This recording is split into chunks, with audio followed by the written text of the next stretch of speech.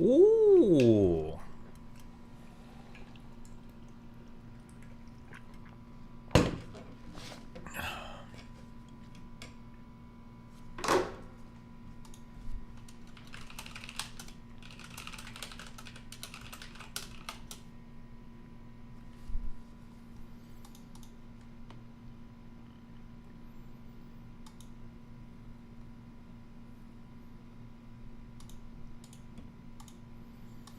There's 15 minutes of that movie left.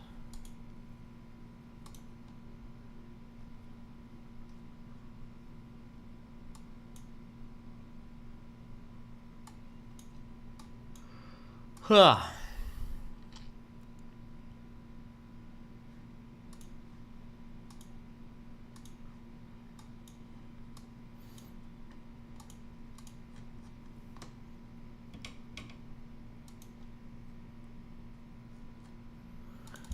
Vouch being sexist again.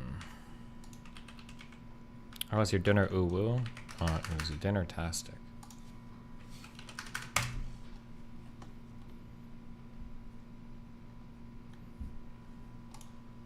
And to be honest, I agree with a lot of what Vosh says here. Leftists and progressives have absolutely no idea how unnecessarily repellent they come off to so many people, and they get angry at the idea of being a more effective social movement because they don't want to share their social spaces with people who might have gone another way.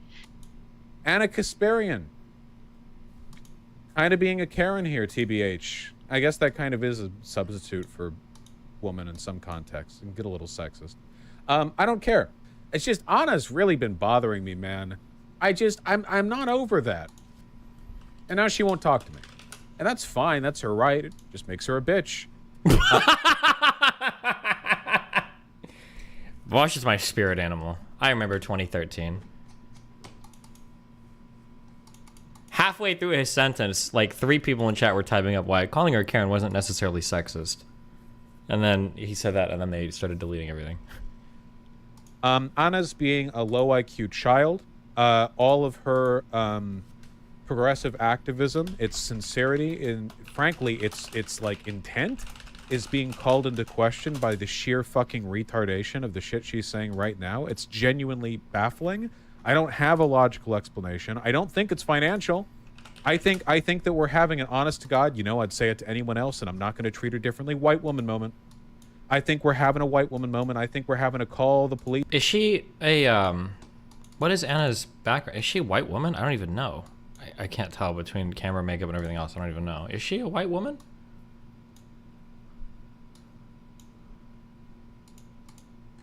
Armenian? Does that count as white? I have no idea. Police in the park because we see a black person, minor in...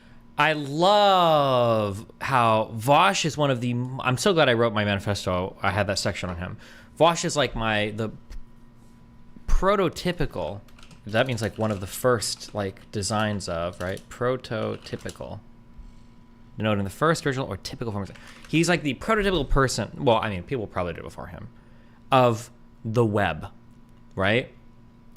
Anna said something bad. Here are other people that say bad things that are totally unrelated. She's like them, right? Anna gave a take I disagree with. Wow. She's just like the people that call cops on the black people. It's like there's absolutely no relationship other than like this is like categories of people I don't like. It's just like so funny. He does it so flawlessly. Sincerity and frankly, it's like intent is being called into question by the sheer fucking retardation of the shit she's saying right now. It's genuinely baffling. I don't have a logical explanation. I don't think it's financial. I think that we're having an honest to God, you know, I'd say it to anyone else, and I'm not going to treat her differently, white woman moment.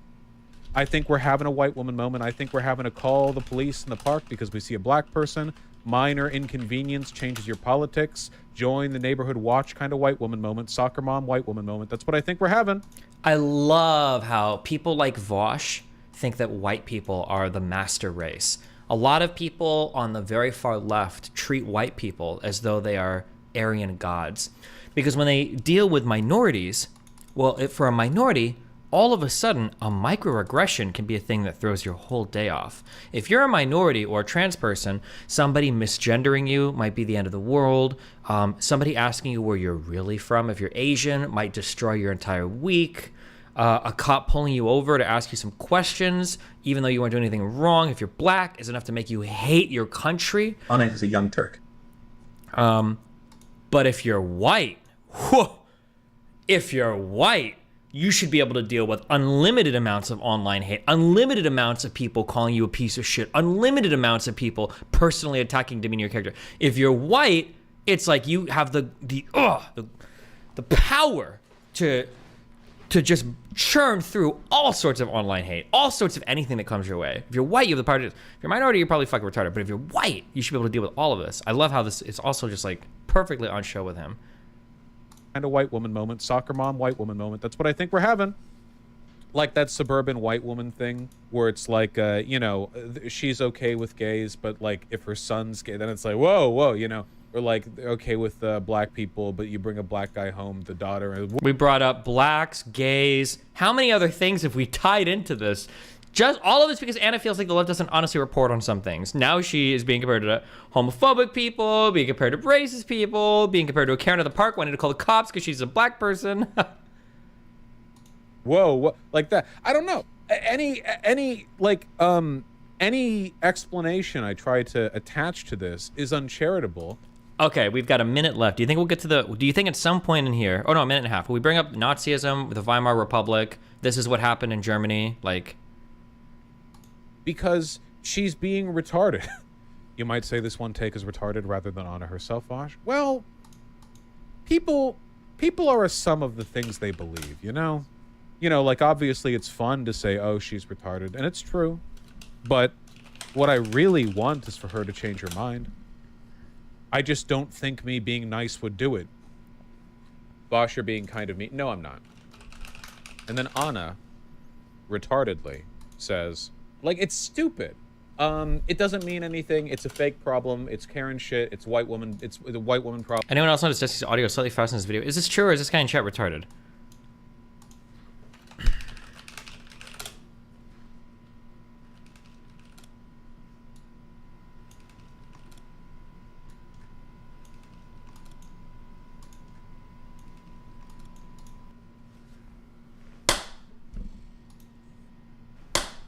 You're retarded. Okay. Problems. This is like classic white woman syndrome, right? Where like everyone's progressive about race issues till their daughter brings home a black guy. Then like, what is this Karen shit? Unironically, like really Karen shit. This is a certified white woman moment. Vosh being mean to Anna has only made the problem worse. No, it didn't. Never believe that bullshit, okay? When retards start spewing their shit and everyone calls them out in it, and then they lash and they go, well, one of you was mean, so no. Nah, I never believe that. I call a million people retarded. Nobody cares. I call one Anna retarded, and you lose your mind. That's your problem. She does have a history of doing the progressive until it affects her kind of like white woman soccer mom shit. All the drama around Anna Kasparian fades away as long as she shuts the fuck up. I think we've sufficiently demonstrated, as always, that women have no idea what they're talking about. And to be honest, I agree with. Download, streamable. Jesus Christ.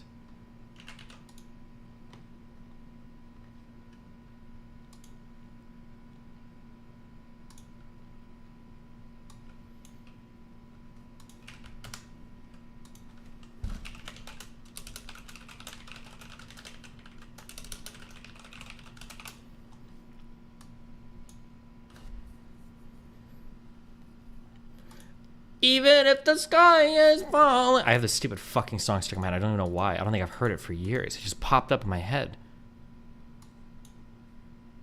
And it keeps replaying over and over again, and I hate it.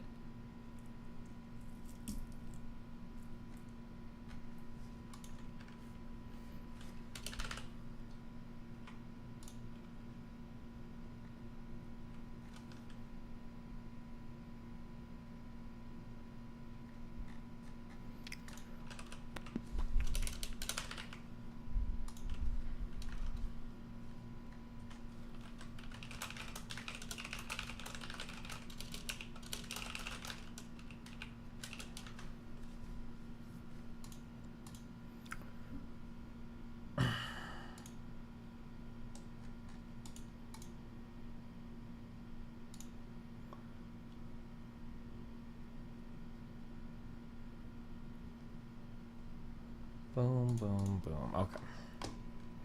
Caleb, too, thanks for gifting 1 sub to the community, bruv. I still need to add my badges and shit. Fuck.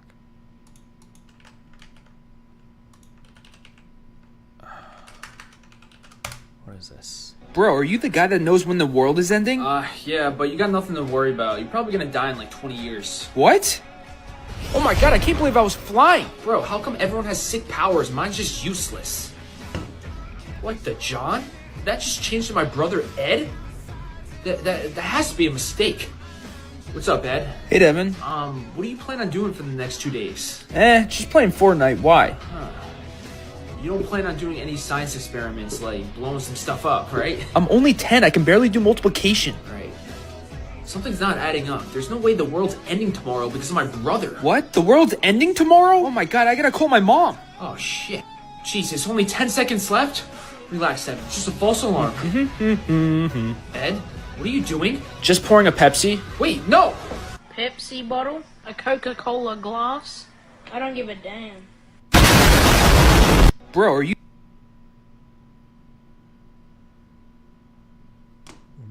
Why did I watch this? Who linked this? In chat.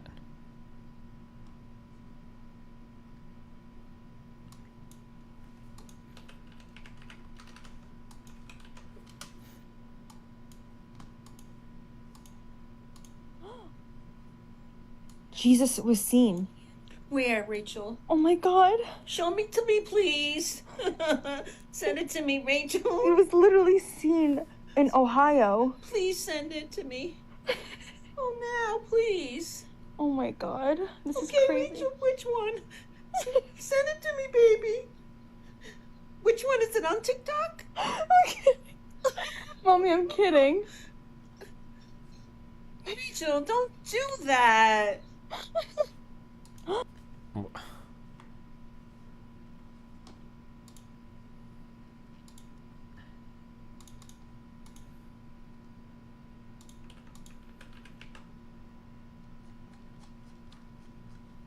Stop, guys, stop doing this to me.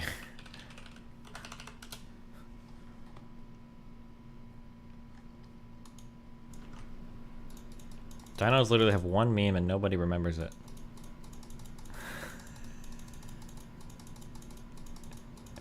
Okay, this is this is clearly looped, okay? That was clearly a looped video. That video was clearly looped.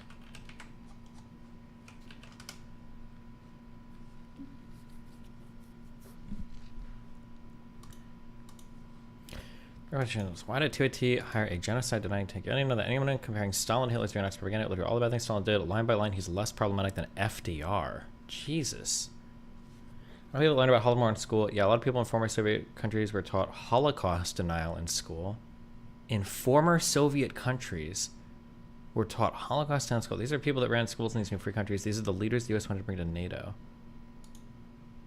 There's a reason the UN doesn't recognize Holodomor as a genocide, but the term Holodomor literally was coined by literal Nazis with the aim of trying and reframe Nazi celebrities as freedom fighters. My God. So now also not China doesn't include the fact that Xi Jinping is more popular than any U.S. president ever been, then you are simply not operating in reality.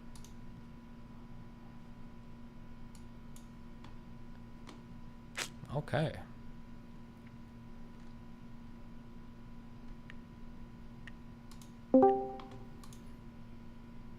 Alright, so in case it wasn't obvious from the title of this video, I'm done with TYT. Now, before we get into like everything about this isn't about all of the hosts. There are actually a ton of people at TYT that I think are genuinely cool people. This is mostly about Jank and Anna. But of course, since like they're the people that are like the big names on the network and Jank kind of like owns the company, it's a pretty big deal when they do something like, I don't know, become incredibly transphobic and start what appears to be a ridiculous right-wing grift. I mean, literally everything from the things that they said about homeless people to the stuff that they said about abolitionists and their general sort of like refusal to hear the... What did they... Can we get receipts on these videos? Why don't we ever have receipts on videos like this? Someone texted me by accident. Her name is Kelly. She's asking what my name is. Should I tell her I'm a Destiny fan? Tell her I'm a fan of your mom. Do I have a chance?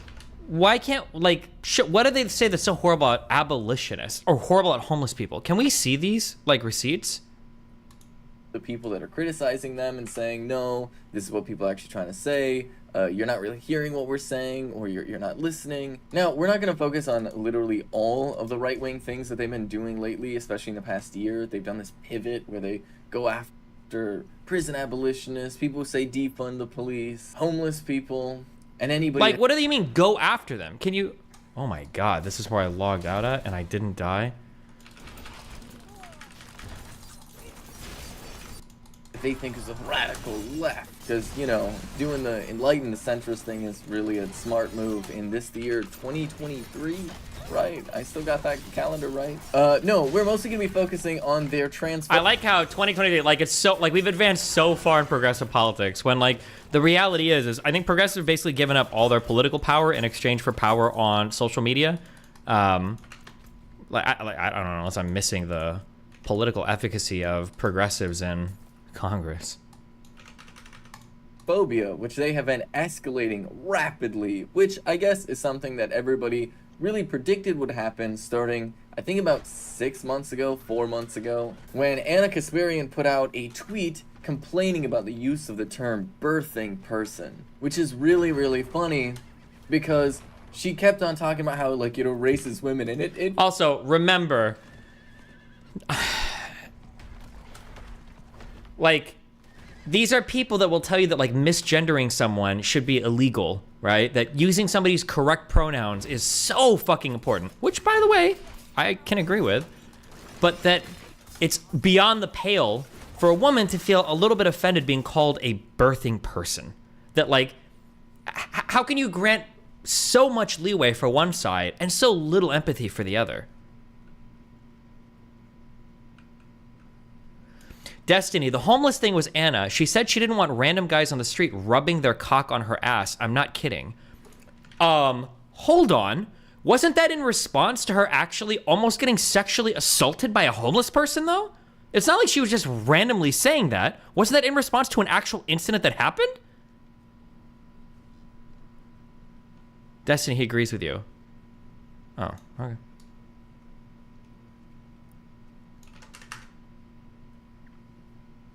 Not sure if you finished the sit on video, but Anna got reported to HR for a birthing person tweets. it minimizes womanhood down to just body parts. Except for it literally doesn't. Everybody very immediately pointed out Not that sure that's if you a finished the silly sit thing. and video, but Anna got reported to HR for her birth person tweets, and supposedly by this person. Okay, if you're gonna make a video about why you left something, just say what you left. Why do this song and dance? You give all these dog shit responses to arguments. You're not even really presenting an argument, honestly, or presenting a counter argument. Like, birthing person, that doesn't reduce somebody down to their body parts. I mean, by definition, it kind of does a little bit, right? A birthing person is just a person who passes a baby through the vagina or, I guess, the stomach, right? Like, is it? I mean, like, I feel like you kind of have to say something about that because, like, on its face, it seems to me like it kind of does. No? To say that, in fact, thinking that the term woman and birthing person are completely interchangeable actually does reduce women to body parts. And what precipitated this is even more silly because it was originally in reference to AOC and other politicians using the term when they're talking about abortion rights. And I don't know if you know this, but abortion rights are pretty specific to people with uteruses who are capable of having children. And so the term birthing person is a pretty useful term to be narrow enough to be specific. Literally, nobody needs a term this specific. Literally nobody. There has never been a time in the history of all of abortion rights where somebody says, we need to talk about women's rights to abortion. They're like, women's rights to abortion? You mean like women who are past menopause? You mean like trans women? You mean, like, nobody is confused by this. Nobody is confused by this. Why are you acting like we needed a more specific term? Also cover all of the relevant people, and that's why politicians have been using it in that context. Since posting the original tweet, literally it seems like they keep going back and forth whenever they hear that argument. Basically, if there's somebody reasonable in the room with them saying why the term birthing person might be used, then they're like, yeah, I guess it makes sense in that context, but I just don't like it. But when somebody reasonable isn't around, then they just go and complain about the term birthing person again. And that really is why so many people predicted that they were gonna go into this extreme turf pipeline. Extreme turf pipeline? That's a very common starting point right there. The trans people Did you hear that there's a push to call veg as bonus holes? It's a legit thing. Nice. There was an Oh my article written on God. this. But then everything escalated when they decided to talk about trans people in sports, which is a very common thing that a lot of cisgender people like to complain about because they don't understand how hormones work. And instead of attempting to try and get any type of understanding, they just want to sit and argue about their assumptions about how they think hormones should work. They come in with all of these assumptions about biological males and think that there's some sort of magic secret advantage that just exists persistently regardless as to what hormones are literally dictating what your body is doing at the time. And that's where I came in, and I started tweeting at some of the hosts saying that, hey, you're wrong about this, that, or the other thing, you're missing these details, hey, you are literally just being transphobic right now. I even reached out to people within the network to say like, hey, I would like... Remember, I mean, like, this is such a pointless guide, and it's so intuitive that I don't think I even have to say this. I think most people would just know it to be true. If having a difference of opinion or even not understanding something makes you something phobic, chances are the person you're talking to is trash. It's actual human trash. They're not trying to convince you of anything. They probably don't understand what they're talking about. And all they're trying to do is get some moral high ground authority on you so that they can, like, virtue signal their friends. It's such a dog shit argument. Like, you disagree with me? You're ex-phobic. Ah, like, come on. Not to mention this person's takes on trans athletes is probably wrong, just based on a little bit I'm hearing them say right now. They probably don't know the science. They probably don't know what they're talking about, but which is an added level of irony, but... to maybe sit down with Cenk and maybe even have an on-the-air conversation where I could talk about how all of this stuff actually works. You know, I may not be a doctor, but I like to think that in my master's degree in biotechnology and my experience literally being a trans person, who, by the way, most trans people will do a ton of research about hormones before they get on them because a lot of doctors don't really know that much about it. So that's actually something that I did, where I spent a ton of time like reading through like research papers about what would be like the best for my transition, how it would go and things like that. So I'd like to think with my background, with some experience in biology, and you know, reading a ton about how specifically hormone replacement therapy works for trans women like myself, I might know a thing or two about all of these things. And I figured, hey, if Cenk doesn't know about this, maybe it'd be interesting for him to learn. But with that though, he wasn't really interested in having an on-the-air conversation because, you know, he seemed pretty intent on not changing his mind, but he was open to having a phone conversation. So I handed it to him on that, like, yeah, great. So we had a chat over the phone. Now, obviously, I'm not going to get into the details of literally every single thing that we talked about. I'm just going to give you a brief synopsis, because that's really all that's important. And there are two main sticking points that I really want to talk... Also, yeah, sorry, I'm blackpilled on fucking degree havers. And I will rely on my intuition here. I can tell when I'm talking to an intelligent, educated person in a field. They never, ever, ever fall back on shit like, this is my degree. Never. Because if you know your shit, you know your shit. And you'll say it. You'll talk about what you know. That's it. Like, it's never like, oh, this is my degree. It's like, oh, okay, well then impress me. Like, educate me. Tell me something, right? It's so cringe to try to like pull academic credentials without citing anything, right? Like, say something then. Say something of value. If you're so smart, if this is your field of expertise, like, then I don't know, like, say something intelligent. You got a master's degree. That's at least, what, 6 years of education? Here's your chance to show it off. Tell us something that we don't know, you know? Touch on that happened within that phone call that I think were really a sign of like how far things were gonna go, and honestly how much further things might go from here still. The first sticking point was Cenk seemed convinced of this idea that I'm living in some sort of bubble. They've even said it on the air, that people fighting for trans rights are all living in some sort of bubble. The problem with that is I have a lot of random trans people from a ton of different political perspectives that will like... Press X to doubt heavily. I am going to do the I'm turning into a Nazi. The physiognomy? I don't know how this fucking word is. I literally only ever hear Nazis do it. I'm going to do that appeal. I can look at this person and I can tell you with absolute certainty, this person only hangs out with one other type of person that is the carbon copy of all other social views and has never been around somebody in a non-combative context where they actually have substantial political disagreement. I can just tell. I know it for a fact to be true. No shot. Physiognomy. Oh, wait, isn't this the guy I was chill with? Why are we fighting now? I need to go do a lore lookup. Hold on.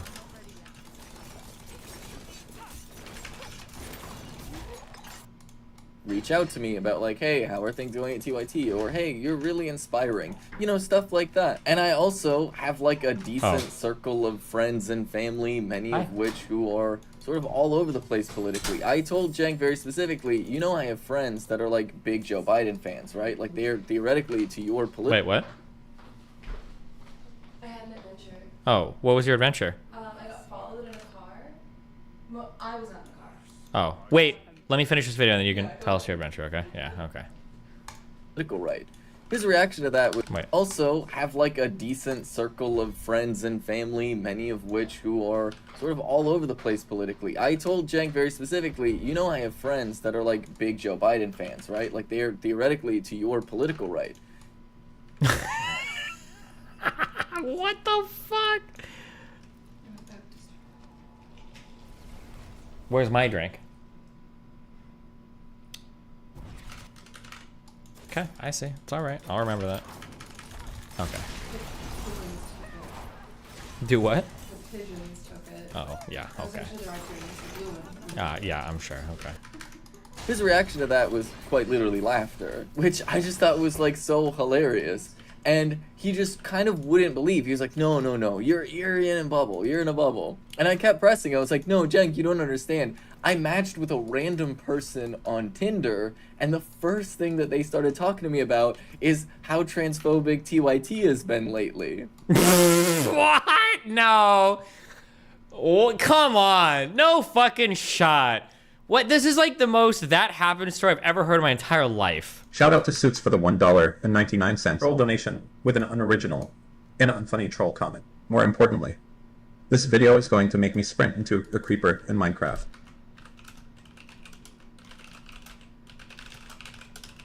Good job. Thank you for the dono. $50. Thank you, buddy. Because I think that they had just kind of figured out who I was. And Cenk was like, no, see, you're living in... Because they... Okay, I'm sorry. I admit, I do live in bubbles, okay? Because I'm a professional video gamer, okay? I barely do this politics shit. Because they figured out who they are. Is this person that popular? They have 10,000 subs on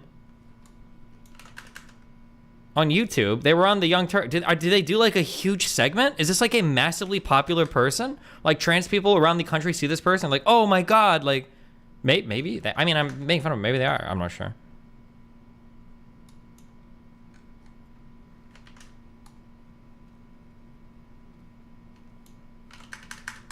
in a bubble. And it's like, yeah, okay, buddy. That completely random person I matched with on Tinder is just part of the bubble that I'm magically living in. But really that kind of gave me the vibe of like, oh, Cenk really thinks... Well, I don't understand why this person... Is it she or they or... I don't know what this person was. I'm just gonna say they, them. I also don't know why they think that like matching with somebody on Tinder that agrees with their opinion somehow proves that they don't live in a bubble. Like, what? I mean, like, where are you from? Is it, like, if this person lives like in San Francisco or some shit, or LA or Seattle, and they match with somebody on Tinder that they've already like decided to swipe on, like, how is that evidence of them matching with somebody outside of their bubble? Like, whatever. That like every trans person is part of some sort of ideology, that we're of like a strict like political viewpoint, and that we don't just exist as like a type of person that exists, you know? It really did seem like Cenk was of the mind that to be transgender is to subscribe to a very specific political viewpoint. Oh. Which, I don't know if you know this, but that's actually... Come in. What? Just open the door.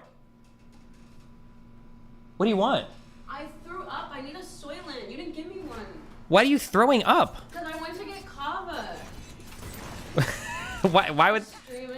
I'm bringing my date and it's not doing it. Yeah, I'm streaming. Wait,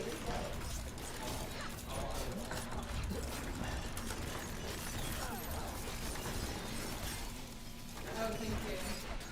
What is happening? Wait, did she... Did she get a Soylent? Yeah, and hot full sometimes. Yeah, bye. She had a date. I didn't want her to have to be like waiting. Or I want him to be waiting. I don't know. Why, if she threw up, why does that mean she needs a Soylent? I don't, that's the first thing I don't understand. They got kava. She must not have drank enough water. Melina says if you don't drink enough water before drinking kava, you get sick to your stomach. Okay, I don't even know. Jesus. All right. Okay, I don't know what just happened. Okay, I'm back to this. Really something that the like most unhinged transphobes are like spewing as conspiracy theories and stuff like that. They're like, these trans rights activists are all part of this strict ideological group and they're infecting people with this radical gender ideology, is literally what like these unhinged right-wingers are saying. But it does kind of seem like Cenk is just kind of in that camp of like, oh, if you're trans, you must by definition be like some sort of radical leftist. You know, clearly like not connecting the dots about people like Caitlyn Jenner or Blair White existing, which honestly was just. I feel like this person when Cenk is saying that this person is in a bubble. I don't think Cenk means all trans people are in a bubble. He's probably talking very specifically about trans activists. I'm like 99% sure that's probably 99% sure that's almost certainly what Cenk was talking about. Not all trans people, but really frustrating to have in that conversation, because the people that are in my circle of friends are people who like literally have been homeless in their lives and people who literally are making like ridiculous amounts of money. I have a pretty broad circle, you know. Something that kind of happens sometimes when you're like a polyamorous. Oh shit, I'm cringing. My dick just crawled into my body.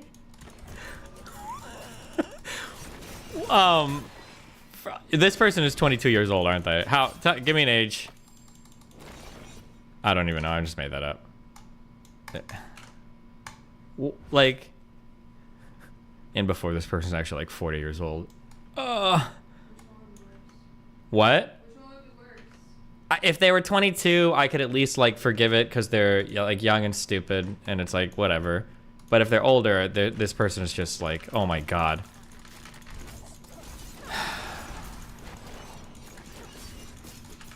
Fuck, sorry, hold on. Where did all these fuckers come from?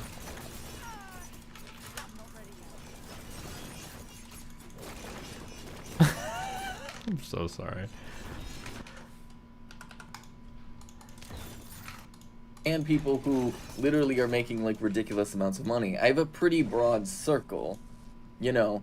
Something that kind of happens sometimes when you're like a polyamorous trans woman that's like a little bit popular on the internet. It turns out that you can build a pretty wide circle of people from like different perspectives and backgrounds and stuff. I know, what a shocker. But then there's the My guess is going to be anybody that would be okay with a polyamorous trans person all probably come from a hyper-specific background. That is probably an incredibly specific background of people that that would be okay with that. Just a guess. I could be wrong, but... other part that was like even more disturbing, which was I pointed out something that Anna had said on the air, where I was like, hey, Anna said this bit about doctors giving hormone therapy to children because they were afraid of being called transphobic. And I was very clear. I was like, you know that's not happening, right? Like, you know that isn't happening. And Cenk's response was, you know, I don't know. See, I could see it happening, though. And I'm like, no, but you couldn't, because you know if that actually did happen, that would be medical malpractice, and it would be like a federal case to just give kids hormone replacement therapy because you didn't want to seem transphobic. That's ridiculous. On its face is ridiculous. Anybody who knows anything about politics would know that not only would that be a federal case, but it would be like a national headline. Okay, to be charitable to Cenk, and I don't know if this is happening, but to be charitable to Cenk, no, it wouldn't necessarily be medical malpractice if you couldn't prove it. And the person wouldn't necessarily just say, is this just an event? I don't even know why I'm doing this. It's not like the person would say, like, oh yeah, I'm gonna prescribe this to you because I don't want to be accused of being transphobic. They'd probably feel subtle pressure to do it, and you can diagnose anybody with anything, theoretically, depending on how you account for the symptoms and everything, right? No, I don't know this. I don't know if there's actually fucking people prescribing medications to people because they don't want to be transphobic, but like if it was the case that was happening, it would be a lot more subtle than that would be my guess, but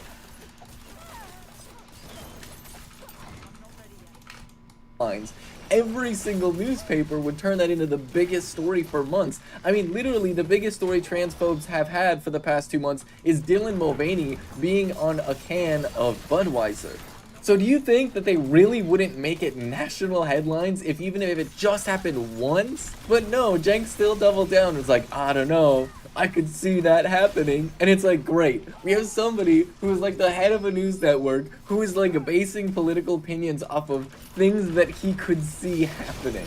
Like, what a wonderful position to be in at this point. Like, the real brilliant five-head political take right there. You know, I could imagine this scenario, and that really says something about society, doesn't it? Okay. And that had to be one of the most unhinged parts of that phone call. But whatever. I sent him some research papers about trans people in sports that went into detail pretty clearly about like, hey, there's no evidence that there's any reason to discriminate against trans people in sports. And that was like the conclusion that it came to pretty firmly, right? Hey, there's no evidence that we should discriminate against trans people. What a wild concept. It's amazing. I know. But Cenk apparently has learned the wrong lesson from that, especially when you look at some of the clips from his most recent rant about trans people that he just did the other day regarding trans people in sports and the extreme radical activists that support trans people in sports. Now, let's listen really quick to some of the clips from this rant to see where exactly Cenk is on these issues. No, the hormone blockers do lower the testosterone, they do even things out a lot, right? But the men still have other physical advantages, like we maintain mass much better. And to give you a sense of how unfair this is, that where she won in Canada with 275-pound bench press. I bench press 275. Okay, and that's not a big deal for a guy. This is so ridiculous. This is literally so ridiculous. Okay, if you bench 275 as a guy, that is fairly impressive. Now Cenk is a really big dude, so but okay. Hey, think about this. He's like, oh, this trans woman won a competition where she broke a record bench pressing 275 pounds. And clearly, that's unfair. Because I, a cisgender man, can easily bench press 275 pounds. Therefore, there must be an advantage. And it's like... Okay, Cenk's argument is not even a real argument, because what Cenk is saying isn't like arguing in yes or like for or against. It's just anecdotal random shit. But this person's not providing a real counterargument either. And I'm a little bit biased against this person because I also know that this person is wrong. Because trans women do maintain their advantages post. As long as you're transitioning past puberty, you absolutely maintain your advantages. And I think there have been several studies that we've gone over in terms of lean muscle mass, in terms of overall training adaptations and advantages, especially if they trained as a male for a while before transitioning. Skeletal structure, et cetera, et cetera. Like, this is, so I just know that empirically this person is correct, but. Like, my guy, she literally broke a record. Like, what are you talking about? She clearly wasn't having, like, an incredibly easy time. You're stumbling so close to the point. Like, Cenk is literally... Wait, what?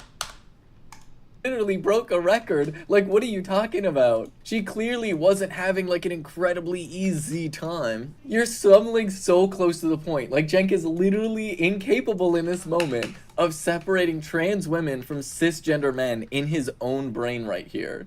Like, he is fundamentally refusing to connect the dots that hormones maybe actually have an impact on, I know this is wild, your ability to maintain mass. That maybe perhaps, like, your biological traits are not dictated by some ethereal assignment of gender that you were given at birth, and maybe perhaps... I also think it's a huge red flag when a person is completely incapable of summarizing the points to their opposition, especially if you claim to work media or debate or whatever the fuck this person claims to do for a job, right? That's clearly, nobody is saying that hormones have no impact, just that hormones can't erase the impact of years and years of exposure to high levels of androgen as a male, right? Like, are actually dictated by the hormones that are like flowing through your body, telling your body what to do. Like, could he have used a sillier... Like, do you not think that permanent structures or structures that require building over the time, do these just not exist?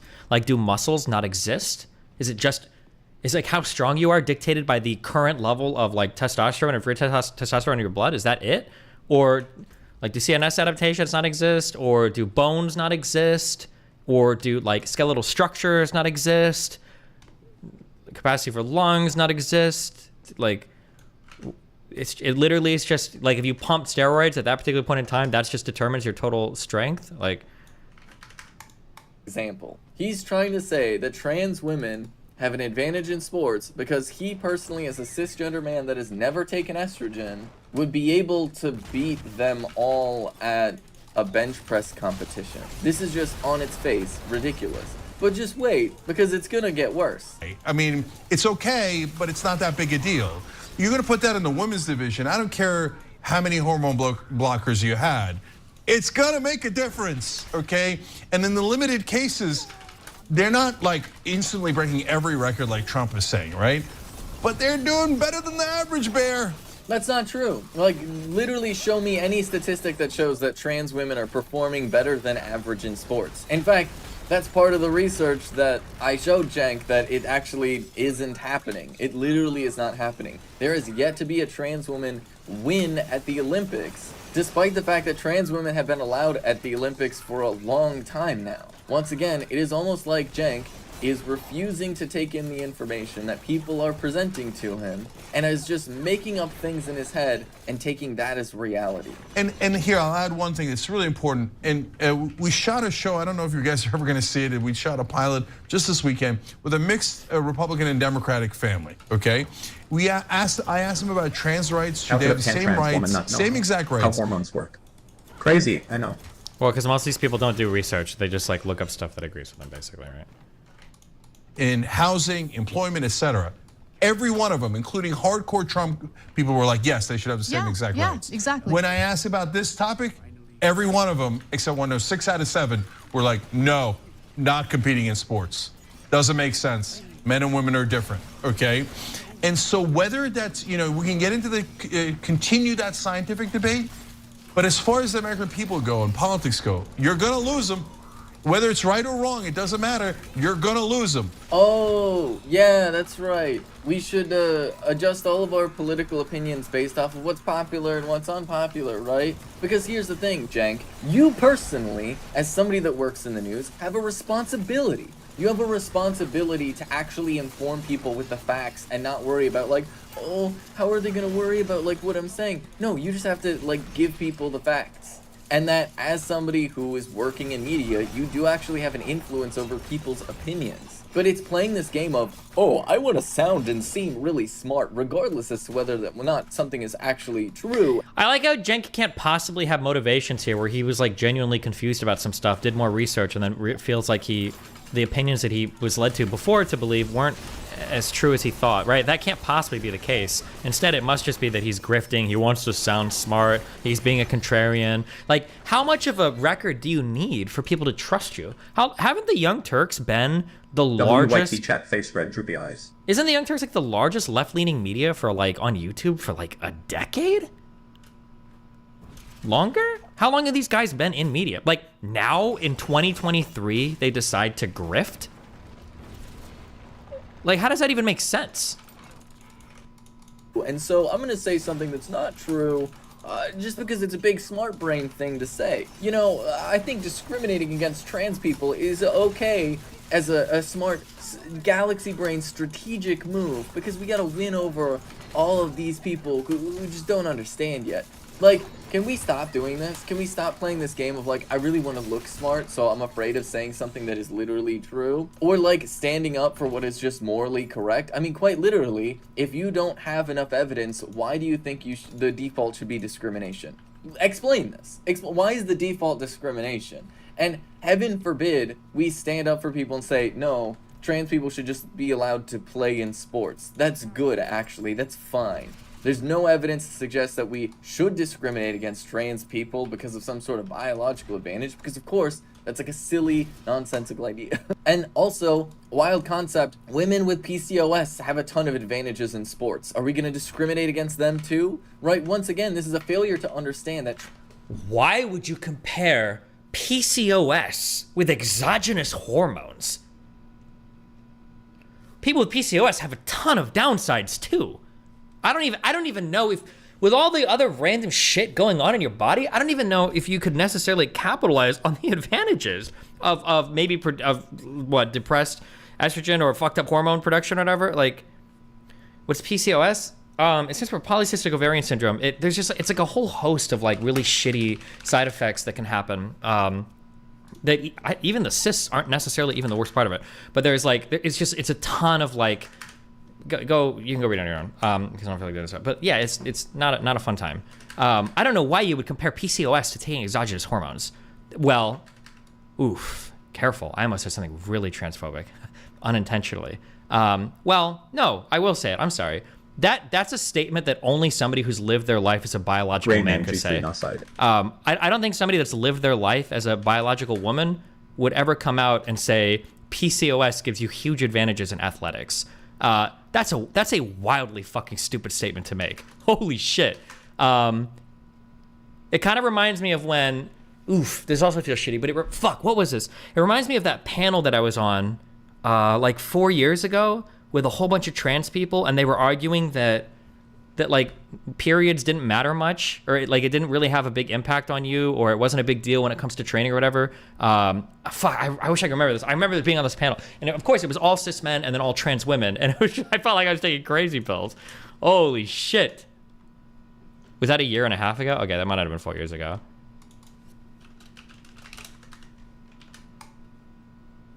Destiny, everybody I've ever met with PCOS was also very overweight. PCOS can fuck with so many different things in your body. You can get horrible acne, tons of fucking body hair, lots of horrible periods, tons of spotting, irregular bleeding. I think more extreme complications can include the cysts, I think, can explode and kill you.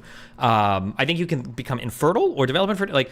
Like PCOS is a whole bunch of like horrible shit. And then I think some people can have minor PCOS where you just have like irritating. But like I said, go Google on it. But I'm sorry, what a wildly stupid thing to say.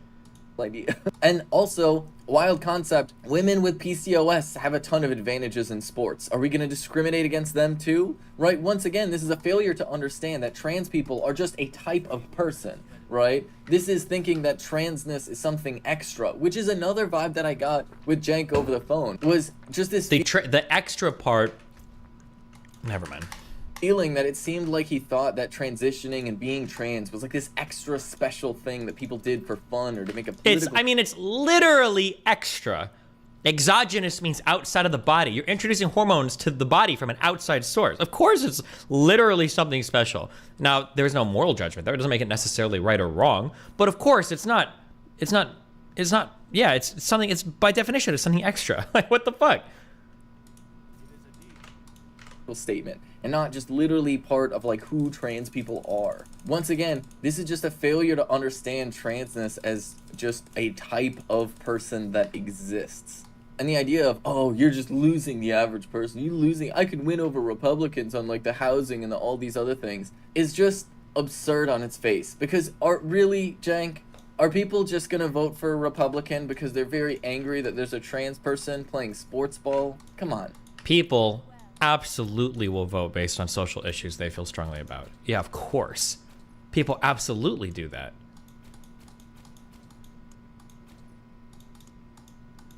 Bro, I don't want the fucking weirdo horse. God damn it. I don't want the bloody gross.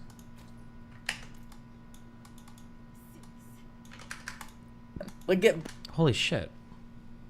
Tons of people gifting on YouTube. Kendrick, thank you for the 10 gifted subs.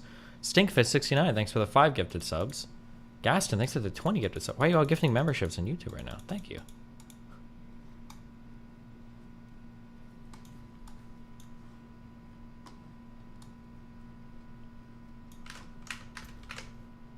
Oh, yeah, that's true too. I wouldn't say as much because I just don't know, but I would wonder if people with PCOS could even play strenuous sports because of the risk of popping a cyst or something. That's true. I don't even know if you'd be able to do that. But did you fix the power issue? I rebalanced my circuits. We'll see what happens.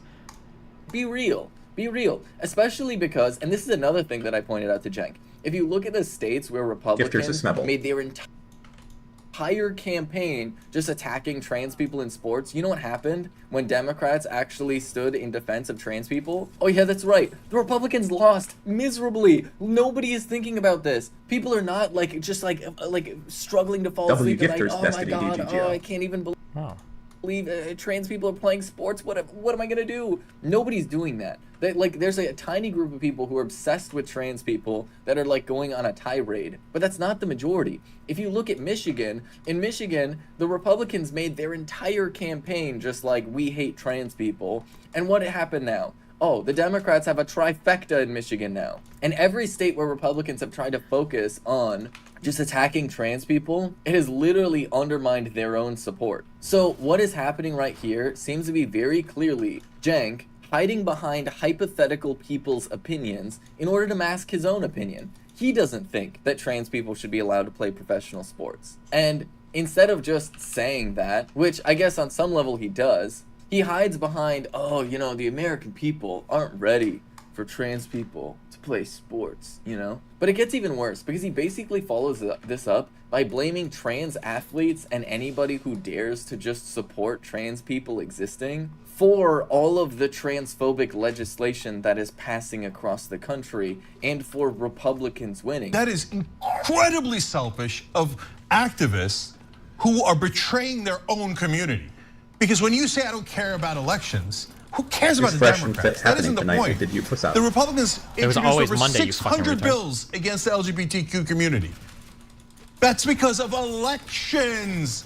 And over 70 of them have already passed. When you say I don't care about winning and I don't care about elections, what you're saying is I'm super selfish leftist activist and I'd like to build my cloud. But meanwhile, I'm willing to throw trans people and the entire LGBTQ community under the bus, knowing that these bills are gonna pass because we're laser focused on a losing issue. And he's like, oh, if Republicans win because the trans people want to play sports, it'll be all your fault. And like, how disgusting is that actually? You were genuinely gonna blame people whose existence is like actively being criminalized by Republicans for their own oppression? Like, give me a break. This is actually your fault more than it is any trans person's fault. Cenk, personally you, it is more his fault. Because what Cenk is doing is Cenk is going to an audience of people who are presumably on the left and telling them, no, it's okay to be transphobic. It's okay to compromise with the rights of trans people. It's okay to say that we should just discriminate against trans people in some ways if it makes these Republicans happy. And like, that is unbelievably disgusting. It's such a shameless thing to do. Like, how on God's green earth do you think that you get to call yourself some sort of like principled leftist who's out to do the right thing? How can you call yourself the home of progressives when you are actively cutting deals with fascists about the rights of trans people and then spreading transphobic nonsense to an audience of like millions of people? It is deeply irresponsible and fundamentally it's pathetic. This is genuinely embarrassing. The degree to which this is irresponsible just knows no bounds, because there are so many people that are literally looking to people like Cenk for opinions, and he's literally just giving them an open invitation to be as transphobic as they want to be, because it's politically strategic. They'll say that, but okay, you don't care about the politics? Let's just, for once in your life, think strategically about what that means. That means that you're gonna continue pushing the Democratic Party to unequivocally support everything that the trans activists want, even if it's unpopular among the electorate. That means they're not getting reelected. That means they're gonna lose to Republicans. Republican lawmakers who are passing draconian, disgusting legislation in various states right now as we speak against the transgender community. Look at this. You're gonna push your Democratic Party to unequivocally support everything the trans activists want. Like, shut up. Literally, shut the fuck up. This is so embarrassing. Like, Anna Kasparian, and like, look, I'm gonna be real. This is my personal opinion, but whatever. I think Anna Kasparian is genuinely personally transphobic. I'm just gonna say it right now. She's like saying and doing all of the things. She's referring to every trans person as a trans rights activist. Referencing every trans person as a trans rights activist is just, wait, has she even said that? Literally transphobic. Did I miss that and part? And it's one of the things that transphobes have been pushing for a long time, is just calling every trans person a trans rights activist. I mean, and the media more broadly does this as well.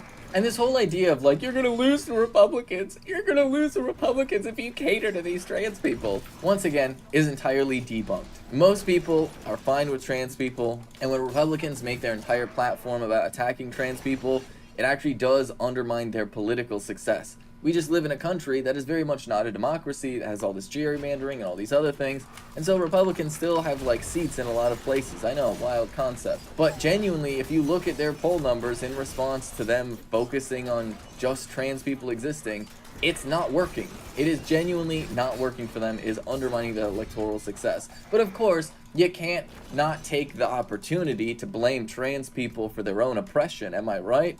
It's really great that Anna Kasparian is doing this. And by the way, you schmucks, you're falling exactly into the right-wing trap. The Republicans, they tried everything. They tried anti-gay stuff, it didn't work. They tried trans bathrooms, you remember that? That didn't work. Kicking the transgender community out of the military, that didn't work. They drilled in until they finally found a little tiny nugget of like, hey, trans folks in like competitive sports seems a little bit much. And you don't engage them in that fight. They lose on everything else. But idiot activists, yes, I just called you an idiot. Activists go in there and go, no, I'm gonna fall right into that trap and I'm gonna fight on the only losing ground we have so we can elect more Republicans so they can pass more anti-LGBT laws. Great, well played. I'm sure your clout and your brand is doing great. My God. These clips are just so infuriating, genuinely. Like, that talk about betrayal is just so, like, pathetic and embarrassing and shameless. Coming from Jenk and Anna right here. Like, oh, you're betraying the trans community by fighting for trans rights. How dare you just say that trans people should be treated equally in society? Don't you know that you're supposed to live as second-class citizens so that I can feel better about myself when I give you rights? Literally, spare me. This is ridiculous. Literally. But I think the real icing on the cake here is this tweet where Anna Kasparian has decided to unilaterally declare Jesse Singal to not be a transphobe, despite, and this is what's really wild, Jesse Singal literally talking to whistleblowers at a medical facility that appear to have made some significant HIPAA violations about their patients in sharing the information that they did with Jesse Singal. And, of course, you have... Wait, hold on. None of that makes him a transphobe, though. He's a transphobe because he talked to journalists that maybe violated HIPAA. What part of that makes him transphobic? What? Hello? Of him running around spewing all of the same transphobic nonsense that basically your average transphobe is gonna be spreading. You know, the types of things about like, oh, we don't know about hormones and oh, HRT for kids and oh my God, it's so terrifying. Oh my goodness, they're turning all of our kids transgender. Oh my God. Single is a good faith, I think, critical thinker. I'm subscribed to Blocked and Reported. I have listened to endless podcast episodes from Blocked and Reported. I haven't seen anything from Jesse Singal that communicates to me that he is a transphobe, that he is a bad person. He did straight news reporting on basically what, you know, some of the risks could be when it comes to transitioning literal kids with puberty blockers and then cross-sex hormones. And through his reporting, which I'm very sad to say I didn't really come across until this year, I learned that I was wrong about a bunch of other things. Like, Jesse Singal literally is one of the, like, more notable transphobic people that is out there putting out misinformation about trans people and actively stoking the flames of this big wave of anti-trans legislation. And it's just deeply shameless to come in and say, no, I definitely think, as a cisgender woman, think that Jesse Singal is not transphobic at all. So, yeah, it's good. It's fine. Trust me. And then, of course, she starts talking about, like, oh, puberty blockers and cross-sex hormones for children. I think the important thing to understand here, and this is a line that I've, like, continuously told people and, like, said on TYT myself, that, like, really what it boils down to is hormone replacement therapy is literally just puberty. Like, at the end of the day, it's just puberty. And yeah, whether it's puberty with estrogen or testosterone, it's gonna carry some risks just like it does with cisgender children. That's just part of puberty. And it's actually not all that different if it's a trans puberty or a cis puberty, believe it or not. And so anybody fear-mongering about the effects are permanent, yeah, that's kind of the whole point, isn't it? You know? Isn't that like the whole point? But if the effects were really entirely permanent, then transitioning as an adult wouldn't really work, would it? And yet, of course, it does. And you know, it's funny because their biggest fear for what happens to children who are on hormone therapy is that a cisgender child might accidentally get gender dysphoria. You know, the thing that trans children just deal with if they're not allowed to get hormones. And so literally, this is just a nonsense argument of throwing all trans people under a bus out of the hypothetical fear that a cisgender person might take hormones and just realize that it's not for them. Which at that point, by the way, they could just stop taking hormones. And so really, when you take all this together, it seems like Anna Kasparian is fully engulfed into like the conspiracy theories against trans people. And I genuinely think that she believes a lot more than what she's saying, because I've just seen hints of like just some like extremely rabid transphobic nonsense. Wow. And with Cenk seems to be following Anna Kasparian along and kind of seems to be of the vibe of like, oh no, I'm this big smart news guy and I've been doing this for a long time. I couldn't possibly be wrong, and very much relying on his lack of any type of understanding of biology, and just making ridiculous assumptions about the difference between men and women, and thinking that that's some sort of like universally applicable thing, not thinking about how hormones play a role in that, and of course is bouncing off of Anna's deeply transphobic energy. And of course he can't help himself but frame himself as like the brilliant galaxy brain reasonable person. And of course all these trans people are just ridiculous and out there and just radical. And couldn't possibly be, you know, referencing like very basic science that is easy to go through. Very basic And any science. attempts to educate either Anna Kasparian or Cenk has kind of just been met with a lot of stubbornness, of digging in their heels, rejecting the new information, and replacing it with their own imaginations about how they think things should be. And it just continues to escalate over the past several months. And that fundamentally is why I just can't be a part of TYT anymore. It's just too much. So rather than remain on a network and provide what you consider to be an important voice for trans rights or trans issues, you're going to leave and fade away into irrelevancy. Because that is exactly what this person is going to do. Nobody will know this person's name 6 months from now. Nobody will know this person's name probably 3 months from now. My guess, their trajectory, as we've seen so many times before, they're going to go to a different thing. They're going to start like a new cool trans network YouTube channel. They're going to have 1,000 views on their first video with everybody celebrating. Maybe they'll open up a Patreon. A few weeks in, the viewership will dip. 2 months later, they'll make a tweet saying, hey guys, like this has been really slow and rough. We don't know what's going on. And then 6 months later, literally nobody knows who the fuck these people are. I mean, like, just from an entertainment point of view, this person is incredibly fucking boring to watch. But Jesus. Ridiculous, because at a certain point it becomes embarrassing for me. Because how can I, as a trans person who actually knows the science behind this, who actually is like actively trying to support trans people, as somebody that people look up to me, right? People literally like send me messages and be like, I'm so inspired, you know, you being a TYT, like it made me want to come out, or like my kids watch your show and you know, it just like, it gives them so much hope and they're so excited to see a trans person. And now they're not going to see you ever again. Messages from them now asking about, hey, what's going on with TYT? Hey, what the hell is happening here? Like, why is Anna saying this? Why is Cenk saying this? And that is just like the amount of like psychic damage that I have to take every single day dealing with not only the transphobic nonsense of the Republicans, but also whatever Cenk and Anna are on right now. It's just too much. And I just, because at a certain point, The it becomes whistleblower embarrassing. from that story Because then that talked people to think- Jesse Single, Jamie Reed, is married to a trans man. All patient info from the story were redacted and journalists aren't subject to HIPAA. Oh, I mean, technically, yeah, I was going to say, I think journalists can repost it anyway. Hey, Mr. Bonnell, I appreciate you. Thank you for being you. I could be wrong, and somebody can go and check, but I think for a HIPAA oof, careful with what I'm saying here. Go read this. But for a HIPAA violation to actually be a violation, I think you have to provide like pretty specific, uniquely identifying information. So, for instance, I think. Also, if you're a physician, you take my word for it, and then you get fired or lose your license. This is your fault. But like, if you're a physician and you want to present a conference or you want to talk to somebody, a patient, I think you could say something like, oh yeah, like I had a patient once that presented with a heart problem, and you know, we tried this medication and unfortunately it didn't work because they were a smoker or whatever. Like, if you're somewhat vague, like you're not giving personal details, like that's totally fine. Like, I'm pretty sure what I just said there, I don't think that would count as a HIPAA violation.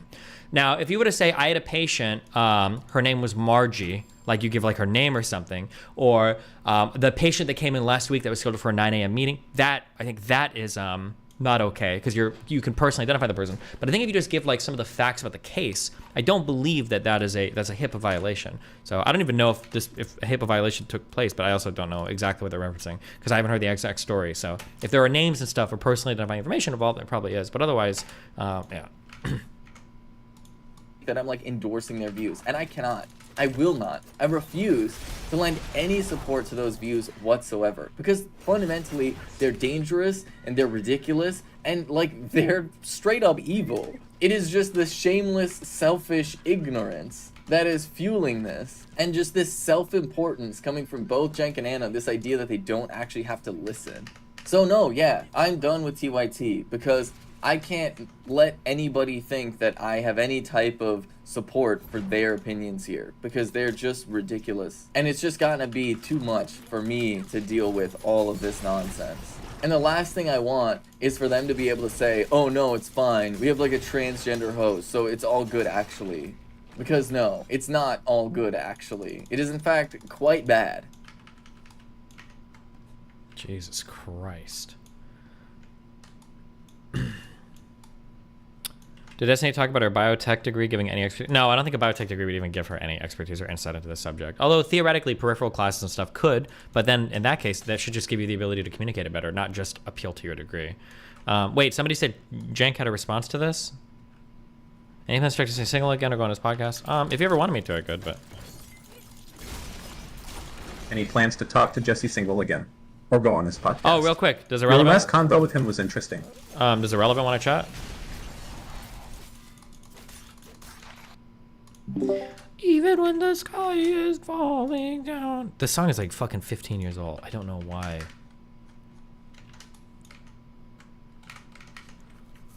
I don't know why it's in my head.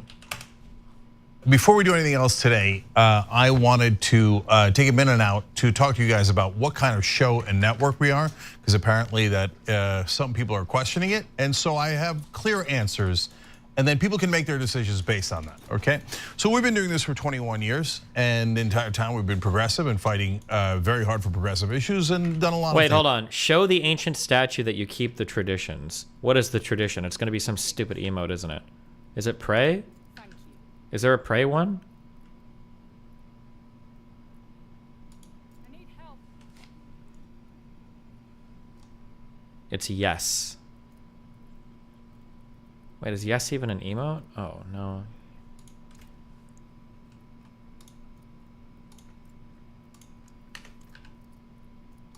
Yes. Good job. I'm not going to get into our resume of all the great things that mainly our audience has done, because without them, we don't have any power. And those folks have done amazing things in the world, like launch Just Democrats, etc. So we're not going to pop out of a cake in a couple of days and go, ta-da, right-wing pivot. We laid a 21-year bear trap for you guys. Yeah, so that at the 21 end years, we can do a right-wing pivot and then lose our entire audience. The people are like, oh, you guys are grifters. You are denying your audience what you want, what they want. Wait, how would that be a grift? You guys want to go from an incredibly successful progressive show that gets hundreds of millions of views every month to being right-wingers to get no views. If that was true, why would that be a grift? That's not a grift, that's just a disastrous decision. True. No, we're doing something radical on this network. And so I want you to understand it. We're allowing for discussion and debate and disagreements. Now, a lot of people don't want that. Like tons of right-wingers go, no, I don't want any of that. I just want Fox News or Newsmax or Tucker Carlson or whoever it is. I just want him to say the things that I want to hear. And in fact, Fox News got in trouble with them in the Dominion lawsuit because you see the internal emails. Let's not tell people things that are true. Let's just tell the audience what they want to hear. Now, I was proud that the left wing didn't do that for a long, long time. We are open-minded, we're reasonable, we have conversations. But unfortunately, at this point, there are some forces that say no. There should be no discussion. There is a correct opinion, and everyone should be forced to have that correct opinion. Or they should be canceled or fired, or no one should watch them, or all these other consequences that flow from that. Well, God bless. You know, there's really good news because there's tons of leftist shows now that never disagree with a preset so-called leftist ideology. They agree with 100% of the issues 100% of the time, and they almost all do it, right? You sure they're honest with you that they agree with the whatever is the trend of the day 100% of the time? By the way, they could prove me wrong. They could say, oh yeah, I don't agree with the left on this, and this, and see, nobody canceled me, everybody's fine. Now they're gonna do try benign things like, oh yeah, well I like orange more than I like yellow. No. Give me real disagreements. You're not gonna do it, are you? Because you're worried. Ooh. Well, we are gonna do it on this network. Ooh. So we do things like, hey, I do something that is almost unheard of in media. I hire people who disagree with me. And so some have disagreed on the right, some have disagreed on the left, and then they have come out and not only disagree with me massively on our air, and I'm totally okay with it. Totally okay with it. And then they will sometimes go over the edge and say vicious and crazy things, and we're still okay with it. And then and then you guys know that recently someone who we liked and really supported, etc., decided to call me an evil person, a racist, a transphobe, pathetic, embarrassing, all these terrible, terrible, terrible things. And then they quit. And after they quit, they say, I quit because this guy who runs the company won't agree with me. But sister, I platformed you. I said, here's a platform, go for it. And not only can you say anything you want, you can say something that totally and utterly disagrees with me. Not good enough. Is that a standard? That everyone has to agree with just one of the hosts? Well, if that's the standard and two hosts disagree, what am I gonna do? Well, I'm for, apparently the new standard is everyone must agree. So who do I fire? Which of the two hosts that disagree do I fire? Do I go to Twitter and ask the left-wing activists or the ones pretending to be activists for our side? Okay, guys, since apparently no one voted, but apparently you guys are the arbiters of what's on the left, despite the fact that the polling shows that you are not. You are often very, very, very wrong. I'll give you the classic example, Latinx. I was told 100 times, oh, you are being against, you're going against the Latino community. It's like, I don't think so. I've never seen a Latino person call themselves Latinx. I think you made that up. They're like, how dare you, right? And it turns out we did a poll, or we didn't do it, somebody did. 96% of Latinos don't want to be called Latinx. Did anyone learn from that? That maybe randos online don't actually know what they're talking about? And that they don't actually speak for that community? But even if they did, or we were wrong, etc., the most important thing is, will we have disagreement and will that be allowed? And the answer definitively on the Young Turks is yes. And if you don't like that, like I said, there's a billion options, right wing, left wing, and they'll tell you whatever you want to hear. But if you want to have a real conversation, an honest conversation, there's one place in media. And by the way, it doesn't matter if people yell at me. I've been through it 100 times. Everyone here knows we've been through it 100 times, right? And every time, oh, Jimmy Dore is right. Oh, Sam Harris is right. And then later, oops. Yeah, they're totally wrong. Oh, Tulsi Gabbard is, oops, Young Turks were right again. Oops.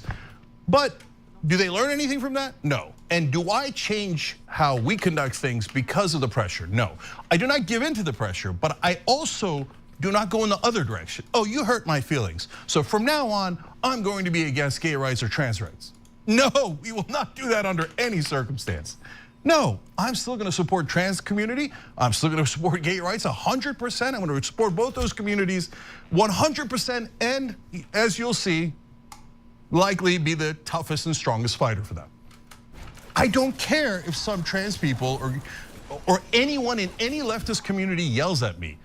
You think I'm gonna like betray Latinos because somebody's telling me that I'm against Latinos because I said I don't believe that Latinx is the proper term? I'm never gonna do that. No, I'm gonna fight for Latinos. I'm gonna fight for African Americans. I'm gonna fight for all of these communities.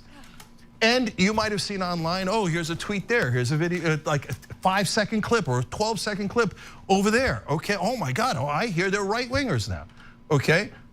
And then you know what happens when people come watch the show? They're like, wait, I don't get it. They don't look anything like what I heard. They sound really progressive. My God, they seem like they're really fighting for us. You know why? Because we've been doing it for 21 years, okay? And that's exactly what we are, and we're not gonna change it. So, look, the last things I'll say is that we have given a number of folks from all the different communities a platform here when no one else did. And so we hired a number of trans hosts. I don't see a lot of other left-wing shows hiring tons of trans hosts. So, okay, good, God bless. And then we have a disagreement. And then did I kick them out? No, I said, okay, continue to have a disagreement. And they said, no, because not everyone at the company agrees with me. Yeah. You guys are transphobes, racist, etc. And how dare you disagree? That's it, we're out. And if you're in that camp and you say, hey, 5% disagreement, too much. I can't handle it. I need something else. Again, all the power in the world to you. But I'm telling you right now, I'm not saying to you guys, oh, please stay. And I'm not saying, oh, go, I don't care. And are there people with good intent in our audience who believe in these issues and disagree with me fervently out of good intent? Absolutely. Wait, brothers, I'm not telling you to go or stay. Is Irrelevant or Darius still alive? If you're comfortable with disagreement, but we want to get to the same place, great, stay. If you say, no, I want something else, that's okay. I'm just being clear with you guys as to what we think. And so, last thing I'll add is, some people are convinced that they're political geniuses, and they like to lean into fighting on the wrong grounds, right? And they say, oh, politics doesn't matter. Well, here's how it matters. When you lose elections, they pass 70 laws against the LGBTQ community. You want to win elections so they don't pass bills against you. Instead, we pass bills that give you 100% the same rights, not more rights, not less rights, the same exact rights as every US citizen. And by the way, we get paid family leave, higher minimum wage, fight climate change, and all the wonderful things we want in the world. So if you say politics doesn't matter, then you're in the wrong business, okay? You're not understanding. If you say, hey, the maximalist position, so let's not use words like radical, extreme, etc. Let's just say the maximalist position. I think everybody would agree that people that are in the activist community are going for the maximalist position. If you say the maximalist position, whether it's right wing or left wing, always gets you victories, sorry, you don't know politics. That's just not true. It's not remotely true. And so, the American people agree with us anyway on, let's say, for example, one of the disagreements that I have on the issue. Destiny, one of my female friends is being harassed by the owner of a private business she works for, no HR department, very influential person in a small town. She's asking what to say to get him to stop. Any ideas? Bro, I don't know. That's incredibly vague. I have no idea what she should say there. I don't know. I don't tell her to write the mayor. I don't know if she's influential, no. Issue of trans people in sports. I think that, by the way, the American people don't agree with me either. Destiny, 70% one of my female friends is being harassed by the owner of a private business she works for, no HR department, very influential person in this small town. She's asking what to say to get him to stop. Any ideas? I mean, if the guy is sexually harassing her, tell her to start flirting back with the dude. Flirt back with the guy for a week or two, maybe go out to dinner with him if you want. Progress the relationship until they're texting each other, get him to shoot a couple of dick pics over to her, and then blackmail him or extort him. Tell him, hey, now that I've got your dick pics, I'm gonna post these on Facebook and destroy your life unless you leave me the fuck alone. Boom, there you go. You're welcome. Give me $100 if it works. That trans people should not participate in any sports that is not in the sex that they were born, right? Well, I think they should participate in high school, and I think we could win that argument. And I think that the way you win that argument is to say, look, Republicans, which of you perverts is gonna go do the genital check on these kids? And you know what that happens? Then the average American goes, whoa, yeah, that's not right. I don't want them doing that to the kids. Hey, let the kids play the sports, okay? But if you go into the teeth of the only ground that the LGBTQ community loses on, we win on everything else, right? We win on trans rights, gay marriage, equality in housing, discrimination, etc. They tried the trans bathroom thing, it didn't work. They tried trying to kick transgender people out of the military, it didn't work. We won on all these grounds. And the Republicans dug in and dug in and dug in, and they found one thing that 7 out of 10 Americans agree with them and not us on, and that's trans sports. So my opinion is, let them play in high school, but when it comes to a professional league, let the league decide. If you think that is 100% disagreement, and that's trans erasure, etc., okay, we disagree. And that means, in my opinion, you're saying, I won't tolerate 1% disagreement, 2%, 5%, whatever number you want to put on. I won't tolerate it. I want a show that agrees with me all the time on everything, okay? Okay, well, there's nothing I could do again. But if you say, hey, you know what? I want to win, and I want to frame things in the right way so we protect our community. Please don't. And I'm do going to that. try to protect that community, whether the activists agree or not. And this is not about trans issues in specific. It's about all of those communities. So look, I think the police in this country need massive, colossal reform. But if you go with the slogan of defund the police, you get killed in the elections. You do. Well, I don't like that we lose in the, well, I don't like it either. So we should have better framing. I don't want to do better framing. I want to be maximalist.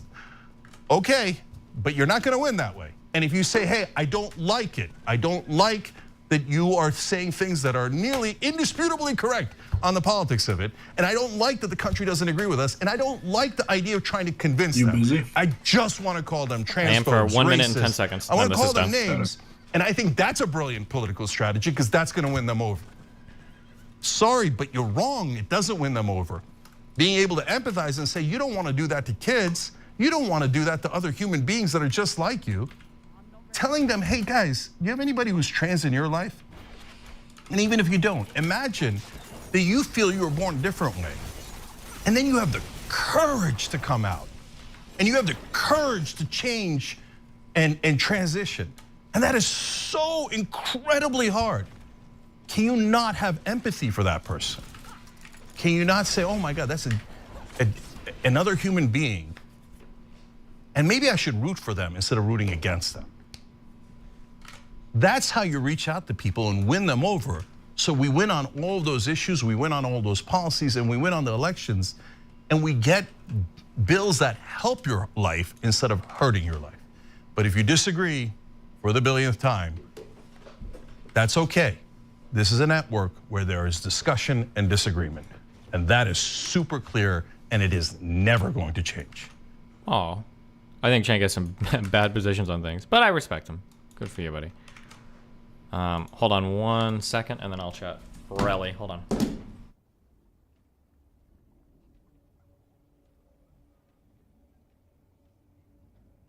Sank says this, but didn't he specifically disagree with you on Biden because he compromised too much according to Sank? Contradictory, no.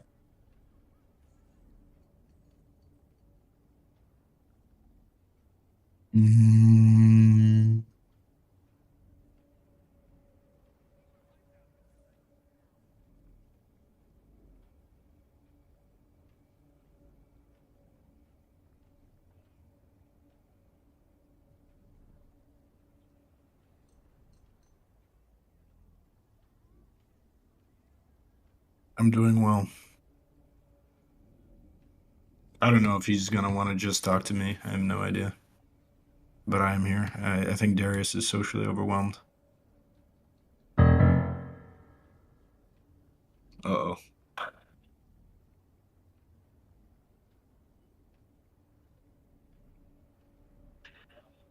Am I Chank pilled? I think sometimes he has some base takes. I saw. All right, what's up? Anna was pretty base. I heard you wanted to talk a little bit about the Darnell situation. Darnell. Which one is that? It's Darius. Wait, that's not his real name, is it? No, I just call him Darnell because I think it's funny. Well, what's up? Well, I heard that you had some questions. Like, more specifically, I heard that you were just like, fuck it, I don't want to watch like 9 hours of video, so you wanted to talk to me or him. Oh, yeah. I guess there's not much to talk to you about. He needs to, he's still talking to Grace, isn't he? I don't know. I mean, I don't have my eye over his shoulder and looking at his DMs, but if I had to guess, I would say yes. I think this is my worry with the current trajectory. This is why I feel like it's not going to end. The issue is that Grace really wants to be involved in the stream because Ben really wants her to be. Ben is using you guys as kind of like a proxy to get closer to my community because Darius has a lot of viewers. For some reason, I believe Anna, but not Shank. Grace Am I now a simp? is going to listen to whatever her dad says, like with no exception whatsoever. And then Darius, I think, is going to permanently follow Grace to the ends of the earth. Like if Grace were to message Darius right now, be like, listen, I think I was a huge asshole. Like, I'm really sorry about everything. Like, the moments we had together are really special. Like, can we try again or like hang out or even like, you know, whatever. Like, do you think Darius is really saying like, no, sorry, I don't think that's a good idea? No, I think he would be very amenable towards her if she did that. Yeah. You know, and I had a conversation with him one-on-one after the panel thing that you saw, and I asked him that question specifically, and of course his response was like, no, I wouldn't do content or whatever with her. But I think he still. Oh, go ahead. Okay. You said I think he still wants to do stuff in Vegas or something. He wants to do like a Vegas stream with her or something. Yeah. So it's just gonna keep repeating itself, right? Probably to some degree. Usually this thing loops for a while. He's done it a couple other times. Yeah. I think that the only hope that I feel that there is communicating to him how he's like losing friends over this situation, and when I tried to communicate that to him, it felt like there was some headway. Yeah, but like which friends is he losing? Our roommate. Who? Our roommate is like fed up. He's done. Wait, who's the roommate? Zella. Oh, okay. Oh, he's actually leaving? No, I don't want to get necessarily into any specifics or whatever, but he's very fed up with it. Damn. Yeah, he's past the point. Not only him, but also other people are becoming like they're just done. They have to emotionally check out because he's doing it to himself. So communicating to him that he's losing friendships over this is, I think, gonna. Did he talk to you before this last trip? Did he talk to you about like the whole plan that he had? Yeah, he filled me in on like several different plans. Yeah. Did any of these get talked about publicly, or is it all still stuff that was in the background? It depends on which. He changed his plan like 9 different times. Okay, true. Jeez. Yeah, I don't. Where is he at right now? He's in the house. He's just socially overwhelmed and doesn't want to be on the stream. Oh, okay. And so he wants to kind of. I don't know.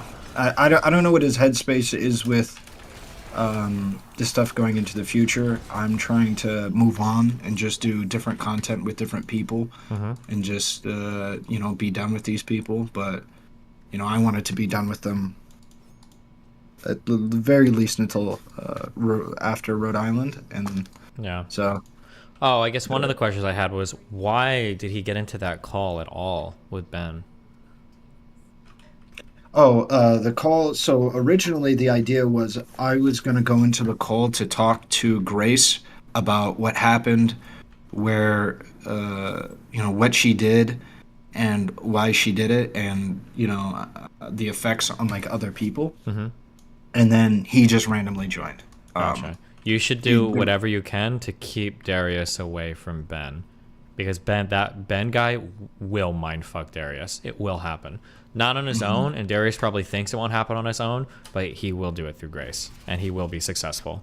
Like it, I don't know if Darius was aware of it, but it was already happening in that conversation where at the start, like Darius was incredibly hostile and aggressive, but like he started to take it more seriously and was like answering his questions and was going back and forth with him. Like I think that Ben guy could absolutely mindfuck Darius if Darius like just keeps joining without any regard for his mental well-being. Yeah, so I wanted to ask some questions about that because at least the start of when you were covering it, or at least I saw some of you cover it, you said that like, why did I allow Ben to have the airtime and do that kind of stuff and shit like that? And the problem was... Oh, not even... when I'm thinking of this right now, I'm not even thinking airtime. I'm just thinking in terms of like Darius surviving. Yeah. And Like, that compounded into my mind because I was treating it like a debate a little bit. Sure. When I shouldn't have. because I was like, originally at the start, I was like, I don't want Ben here. I just don't want to talk to him. I don't care to talk to him.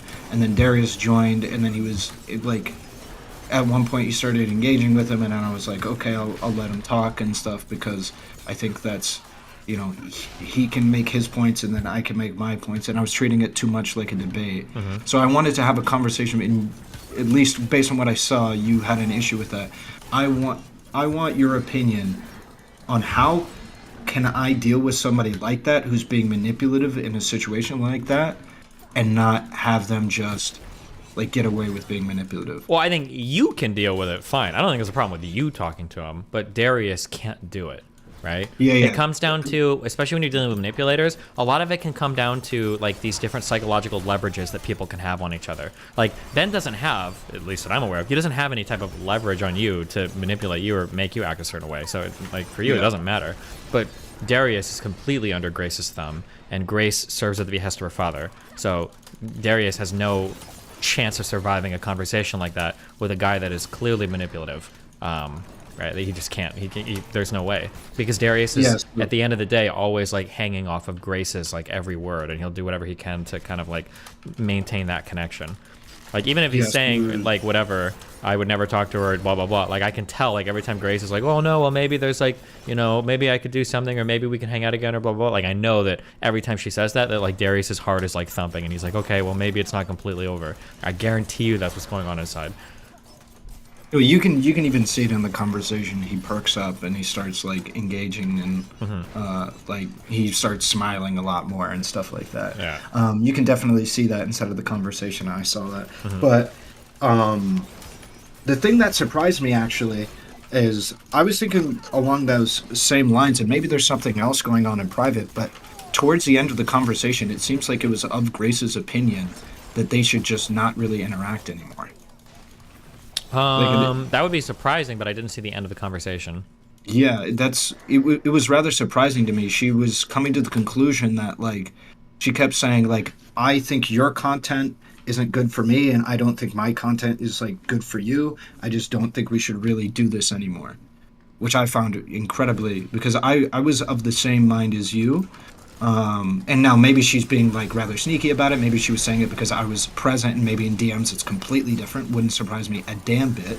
But yeah, like on the call towards the end of it, it felt very much like, well, it's not even it felt like, it literally got to the point where she was saying, I don't really want to do content with you anymore, and Darius was trying to convince her that if she does content on her own, it will be bad content compared to the content that they could do together. One thing that Mr. Girl did really well, and one thing I saw Ben doing well, and I didn't watch it to the end of this conversation, so it's hard to say. Also, everything I say, just as my reminder, is this is all like very vague, and depending on how the conversation played out, what I'm saying might not apply at all. Is people have this idea that abusers are somebody who will push all the time, but a really effective abuser or manipulator doesn't just push constantly. They're very, very, very good at pushing enough to get you to a certain place and then pulling back a lot and then getting you to push the rest of the way. If you watch my analysis of Mr. Girl's conversation with Lav, he was really good at doing that, at basically pushing her to a point where he's like, well, but maybe you shouldn't do this. Well, maybe I don't want you to do this. But because he knew that Lav had fully bought into it and that she was ready to push the rest of the way. So it's possible that like Grace and Ben could get Darius and stuff like that. You just have to be aware of it. But like also none of this really matters, because the answer really should be that like Darius should not be interacting with these people at all. Like he's way too emotionally compromised to make good decisions, and it leaves him vulnerable to like these types of manipulations. And I mean, like obviously that's what the Ben guy does. I hope that's not controversial at this point. No. I absolutely. That's what I was trying to communicate to him, that and now maybe you'll disagree, but I don't think we had a back and forth about like he should stop interacting with them, and a thing he kept bringing up that I thought wasn't valid was the idea that he shouldn't be like interacting with women at all until he solves his like attachment issues. You brought that up, or he brought that up? He said that. Oh, I mean that's probably a little true, yeah. Well, the thing that makes me believe that isn't necessarily the case is he has like had several women recently in his life where he's interacted with them in a completely healthy manner. Really? Wait, who? Like Elise. I'm not sure if you know who that is. I mean, like for a long term or for a couple dates? I mean, he still interacts with Elise after so like 4 months. Here, this is again, all this is vague anecdote. I don't have studies for this. Okay, these are just like random observations I have. I mentioned this earlier on stream. Is Darius, to me, he seems like a fixer, right? He wants people to fix. And what a lot of people don't realize is, in my personal opinion, I feel like wanting to fix comes from an area of low self-esteem. The reason why it feels so good to be a fixer is because when you found a person that needs fixing, they have a reason to want and need you. And it's like the best feeling in the world is when you found a broken, damaged person that's looking to you for like self-reassurance or whatever. But it's because those people sometimes lack the confidence to just be in a normal relationship because they feel like they might not be needed or they might not be as important to the person as somebody that's broken and desperately needs that fixer. But I don't know, 100% of this applies to Darius, but like I know he seems to be in a lot of these types of relationships. But yeah, something to keep in mind. I mean, he definitely like seeks out these kinds of relationships. Like when he finds a woman that he considers to be like damaged and need fixing, it definitely like just like a mega turn on. They Sorry, like become to a interrupt 10. this talk with relax. Do you have any interest but in I checking think in he's with had Zerka? I know you relationships say with he's women going who through his don't drug need thing, fixing. and he's going off the rails, and it's- worried about Hold on, him. wait. I'm sorry. So are thousands of others. What? I don't know why this guy just donated his life story to me. Okay, sorry. Say that one more time. That last sentence. Yeah, so he's had relationships with women who haven't needed fixing, and it seems like it's been like pretty fine. Like there hasn't been any massive or as big of an issue as there is with specific people that he sees as like. Does he maintain people those he needs- relationships or?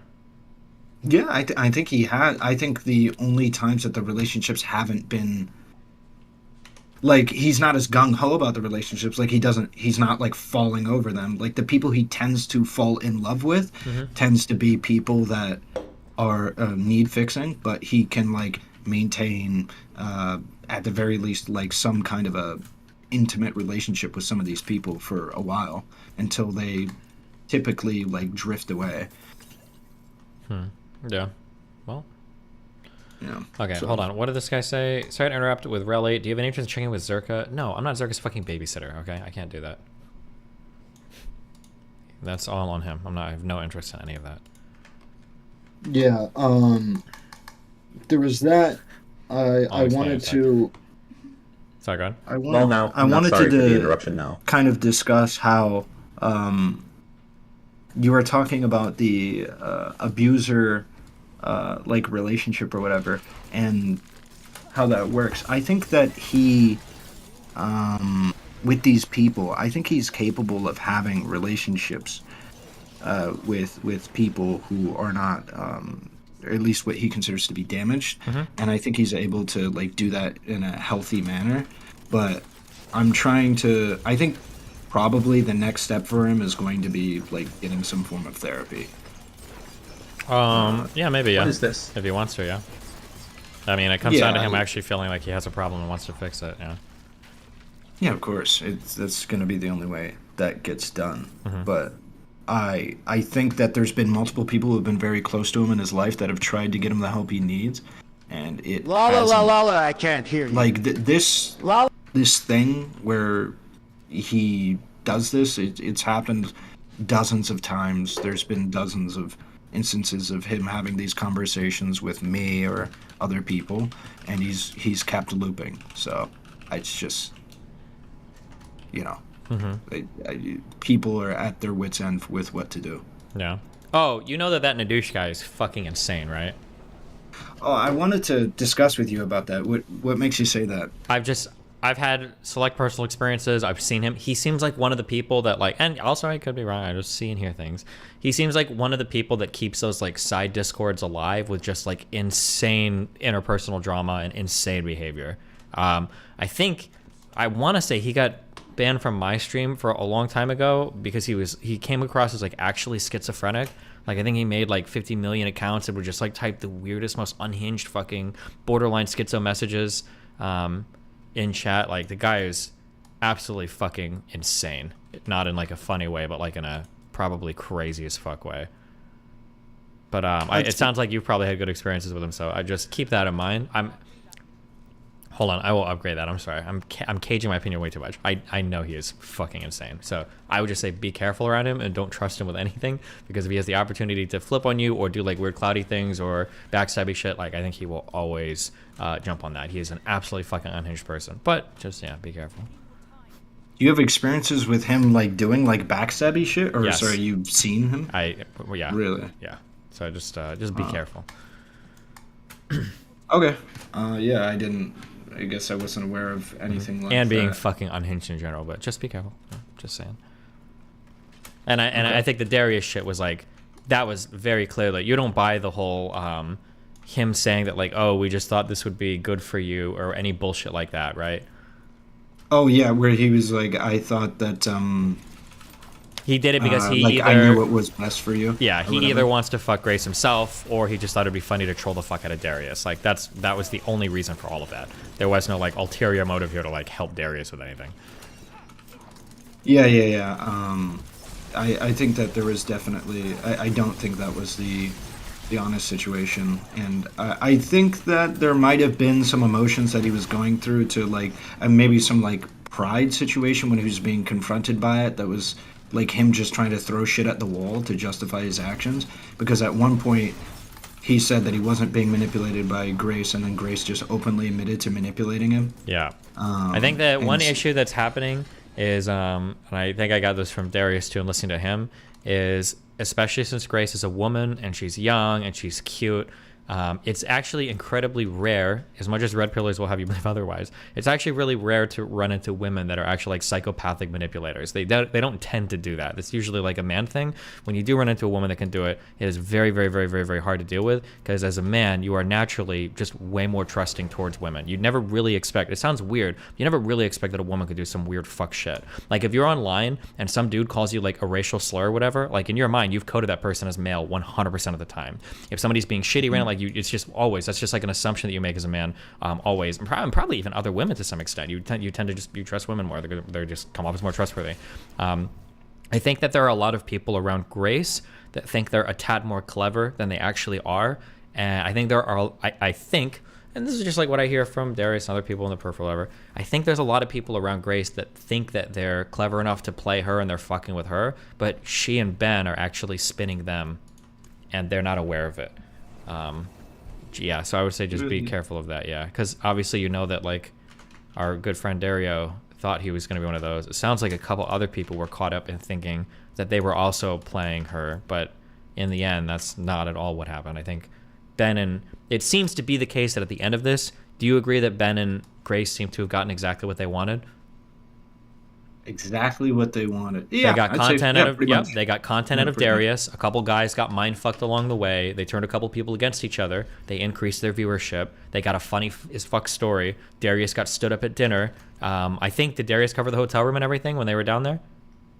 No, I believe they split it. Did they split? Okay, they split it at least. Okay, yeah. But I would say that for the most part, and remember going into this, right, because Darius had schemed all sorts of different things, and he thought he had like a really clever plan and everything going into it, but in the end, they got literally everything they wanted. They came out of this 100% of the victors, despite all the planning and scheming and the multiple people involved and everything going on.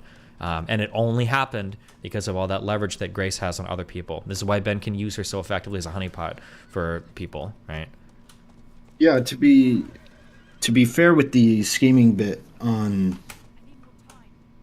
Darius's end, I was very surprised to see the change in demeanor that he had during that, because it was literally within a 24-hour period that he was like upset to, I really like this woman. Yeah. And like making justifications for why not only making content but possibly being in a relationship with her was a good idea. Yeah, keep in mind, this is something I've said too, is it's very easy to... Why do we care about this flower, Darius? It's very easy to bullshit yourself into something if you don't think a particular thing is actually happening or actually real. Let me give an example of this. When a guy is really obsessed with a girl, or a girl really obsessed with a guy, if that relationship ends, sometimes the guy or the girl actually takes it, if they're obsessed with them, actually takes it a lot better than you'd expect them to. And it seems like, wow, well, maybe the person has just, they overcame their obsession, they're pretty mature, they're, whatever is fine. And maybe that's what it seems like on the surface is happening. But what's actually happened is, even though they split up, and that person's mind, they still kind of think they're dating and they really live that fantasy. They still talk to them, they're still friends. But where the actual disaster comes is when their ex-partner starts dating somebody new. Then everything comes crashing down. So for Darius, it was probably easy for him to like not give a fuck and be cool about it and chill and blah, blah, blah. And it seemed like he genuinely didn't care, but that's probably because in the back of his mind, him and Grace ending up together at the end, that was a sure thing. He knew that was going to happen. That was never actually a question. So when remember, most of the disappointment in life comes from expectations not matching reality. When that reality shifted dramatically from underneath him, that's probably when the emotional shift followed too. Because then it went from being like kind of a fun whatever thing where he didn't really care to like, wait a second, I didn't actually think this could have been one of the outcomes. Mm-hmm. Yeah, that's what it seemed like. And it was just weird to me seeing how easily it went back to the original, like, I guess the original plan of like doing content and like doing all that. It's just, which they can't, right? You understand that's not possible too. They can't just do like funny, jokey content, right? Yeah. I don't even think it's possible for them to really have much of any communication at all. It's just gonna loop again. I guess from, maybe you don't have any suggestion, but from your position, do you have any suggestion for what like I should do? Nope. I think that there are ways to help people in these situations, but it requires like long-term compassion, care, willing to let them fail over and over again, a lot of support mentally, emotionally. I don't have the battery for that. I mean, like if you want to do it, like you can, but it's just like, there are some people, this sounds really mean, I don't mean to make it sound this way, but there are some people that are like lifelong projects and they might never improve. That's I personally, I don't have an interest in it, so I don't know how to advise it. If somebody like wants help with something or genuinely wants advice, like I can be the best, most supportive person in the world, because when people want help and stuff, it's really fun to move into that mode and to help somebody better themselves, improve themselves, figure out a problem or whatever. But a lot of the times the issue you have is people don't even recognize there's a problem, and if they don't recognize there's a problem, they're not going to want to fix it, because what is there to fix if there's no problem? And then it's like, why waste your time? That's just me, but. Yeah, I think some people that I knew who were close to him are of the mind where they're just like, yeah, they're just fed up. It's just too much. They've tried the calm, patient, compassionate route for a while, some of them years, and it just hasn't worked out, and so it's just like too much. Yeah. And maybe I'll be one of those people soon. Maybe I will be, but yeah, I don't know. He's we'll see. At the very least, until the lease is up, we'll see what happens. So, well, yeah. All right. Last quick question here. Because I know you were talking about the abusive person, like what I could do to avoid it. What do you think I could have done in the call with where Darius, Ben, and Grace were present? Should I have been just trying to keep it on the rails, or should I just been trying to shut the whole thing down as fast as possible? I mean, like you've seen the movie Seven, right? I actually haven't. No. Oh fuck. If you have a person that is that emotionally compromised, this is something I said earlier on stream, is some people delude themselves into thinking that being mentally strong means that you're not affected by anything. What it actually means is recognizing your limits, because everybody has them, and to pretend that you don't have them means that you're not aware of them, which makes you susceptible to bullshit in the future. Darius cannot be in the same room as Grace and act reasonably, and to put him in the room with Grace and a manipulator means that he's always going to get mindfucked every single time. So as much fun as the content is, and I might even indulge in it because I don't, at the end of the day, it's just that for me. But like realistically, to take into account his well-being, I don't think he can ever be in a room with Grace and Ben. That should just probably never happen. He could try a one-on-one combo with Grace, but unfortunately, I don't know if he's capable of parsing Grace's thoughts from Ben's implanted thoughts in Grace. Because it seems like Ben is really good at getting Grace to believe things that she then tells Darius that Darius thinks are coming genuinely from her, but they're not. So I would say where Darius is at now, mentally and emotionally, he should probably just never talk to Grace ever. there's just no point in it until he's like fixed whatever compulsion he has with being a fixer, I think. Okay. Let me just double check with Darius if he wants to say anything. Sure thing. Before, wait, what the fuck is the event that I'm looking for here, guys? Event is nearby.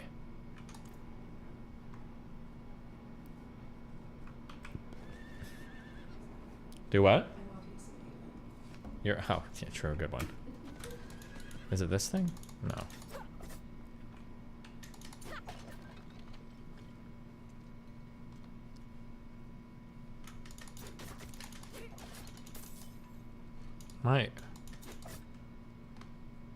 Am I retarded? Where the fuck is... This quest is bugged. Abandoned it? Abandon it? Wait, can you why would you abandon a quest? Can you even do that? Okay, yeah, he doesn't want to talk. Wait, I did remember the last question. There was people saying that you were talking about exiling him if he continues interacting with Grace because you believe that oh yeah, something that I would be uncomfortable with is, yeah, Ben's goal is to grow off of larger communities, and I would feel weird like embedding Darius' stream as he continues to interact with Grace, because I know that's what Ben wants. Obviously, I can't dictate Darius' behavior, but I don't think I would be keen to lend my fan base to Darius to enrich Grace, who's just being manipulated by Ben, right? Who's like the puppet master.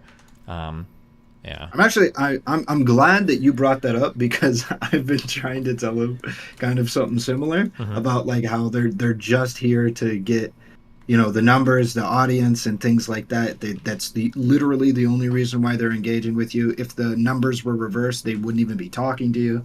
And so yeah, I think that's a good idea. I think I just wanted to make sure that was true. I think that is a good plan. I think that's better for everyone. Probably, yeah. But... Okay. Much love, brother. Wait, what? Much love. Oh, I'll talk to you later. Much love to you too. Be careful, buddy.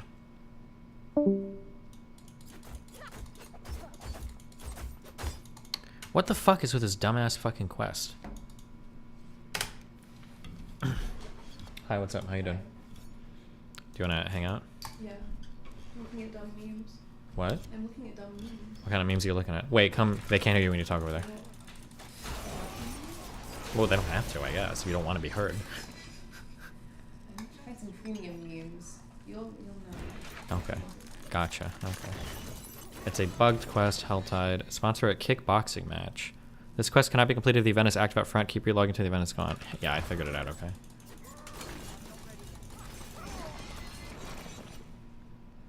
If you read the NAFO, you'll find this. I have not.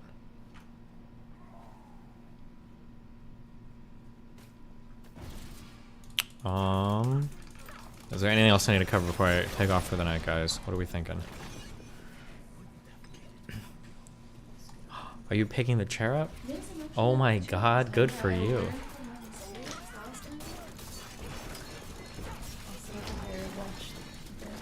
No, you you don't have to come watch me play games. I don't mean that. I want to see if you die. I'm not. Why would I die? I'm a master gamer. You know that before I. Do you even know my background? You know, anybody can die, including master gamer. Not. I was a professional StarCraft 2 player. You know that? And does that translate to Diablo? It translates to every game and everything. Why do you think I'm a good debater? Why do you think I'm so tall? Why do you think I drive my car so well? And why do you think I play hardcore Diablo? It's because I was a professional StarCraft 2 player. Okay? You do one of those things. I won't tell you. Yeah, okay. Yeah, act tough for the stream. I see. Okay. Where do you buy all of your outfits at? They're very... Apparently very popular. They're very popular, yeah. This one is from, I think, Forever 21? I'm pretty sure I've had it since, like, I was in college. It's just been... Oh, wait.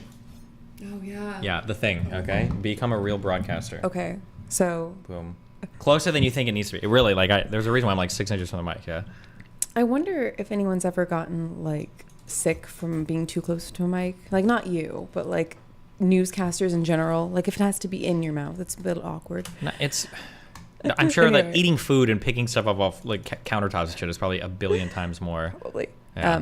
But yeah, I get my outfits from a few different places, but I'm pretty sure I've had this one since I was in college. I think I got it at Forever 21. Have you ever worn an outfit so nice that you're like, I'm wearing like a name? Like a name? Yeah. Somebody's like, oh, what is that? Or who are you wearing? And you're like, oh, I'm wearing like Forenzio because it's like a designer dress or some shit. Yes, but I would not wear it on a plane because I feel like it would get dirty. Okay. But yeah. Oh, wait, so you have? Yeah, I have, yeah.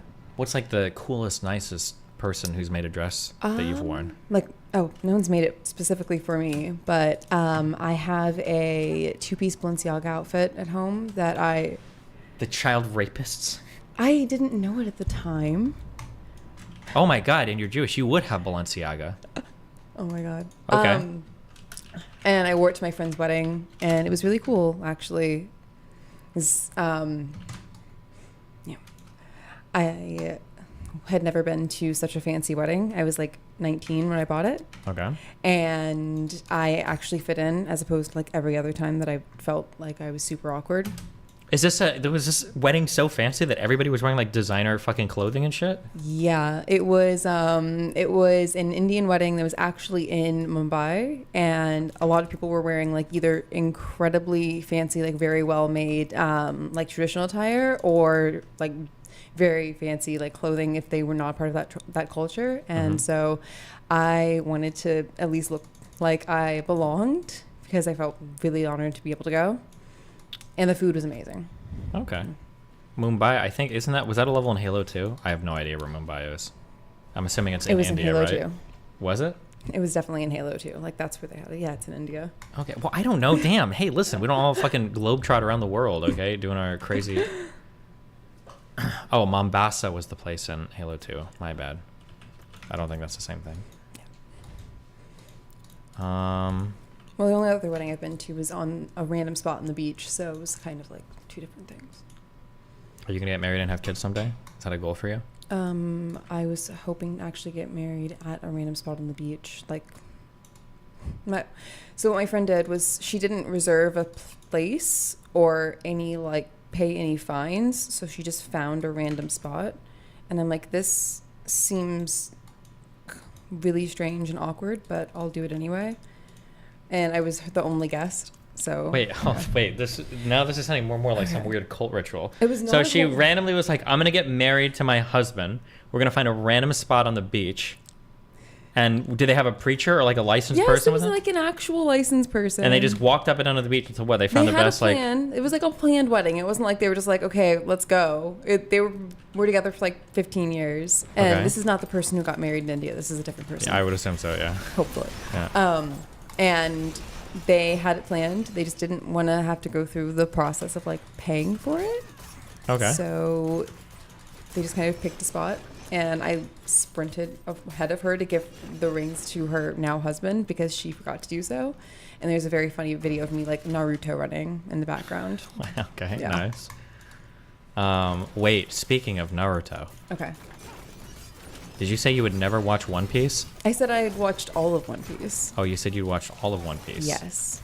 I started watching it when you were 12. Well, yeah. I think you said. When it was on Adult Swim. Like when it first One Piece was on Adult Swim? I'm pretty sure. If it wasn't, it was on some channel that we got. I was like too old, I think, to watch Adult Swim at that point. Oh, Toonami. Oh, yeah, crazy. I didn't know that. Okay. Huh. So it would be on, and I didn't exactly know what it was, and I just started watching it, and I got really into it on accident. I didn't realize that there was a lot more to it, and from there I just kind of like started watching it. Mm-hmm. And it's kind of a struggle to get through all of it, but I was dedicated. What's your favorite anime? Careful. Okay. I feel like this is such a controversial question because I'm going to say something that's dumb, and people are going to judge me. I'm ready to judge you. That's exactly why I asked you. Yes. Yeah. My favorite anime is actually a movie, like an anime movie, called Redline, and it's a racing. How old is this? Like early 2000s, maybe. Okay, I've never heard of this my entire life. Yeah. I like it. It's kind of Okay. corny, but Chat's I saying like it's it. good, so Yay. good job. Yeah. It's goated. It's based. Very based. We watched it in movie chat. It's good. Okay. Nice. Yeah. Lucky. Nice. Farming chat. Good job. Well, I'm glad that they approve, even if you don't. Well, I haven't seen it, so I can't know if I approve or not. It's kind of corny, but in like good way. What's your favorite? Wait, did you ever watch? This is random, kind of. Okay. Ask her why she's a self-described anarchist. Are you a self-described anarchist?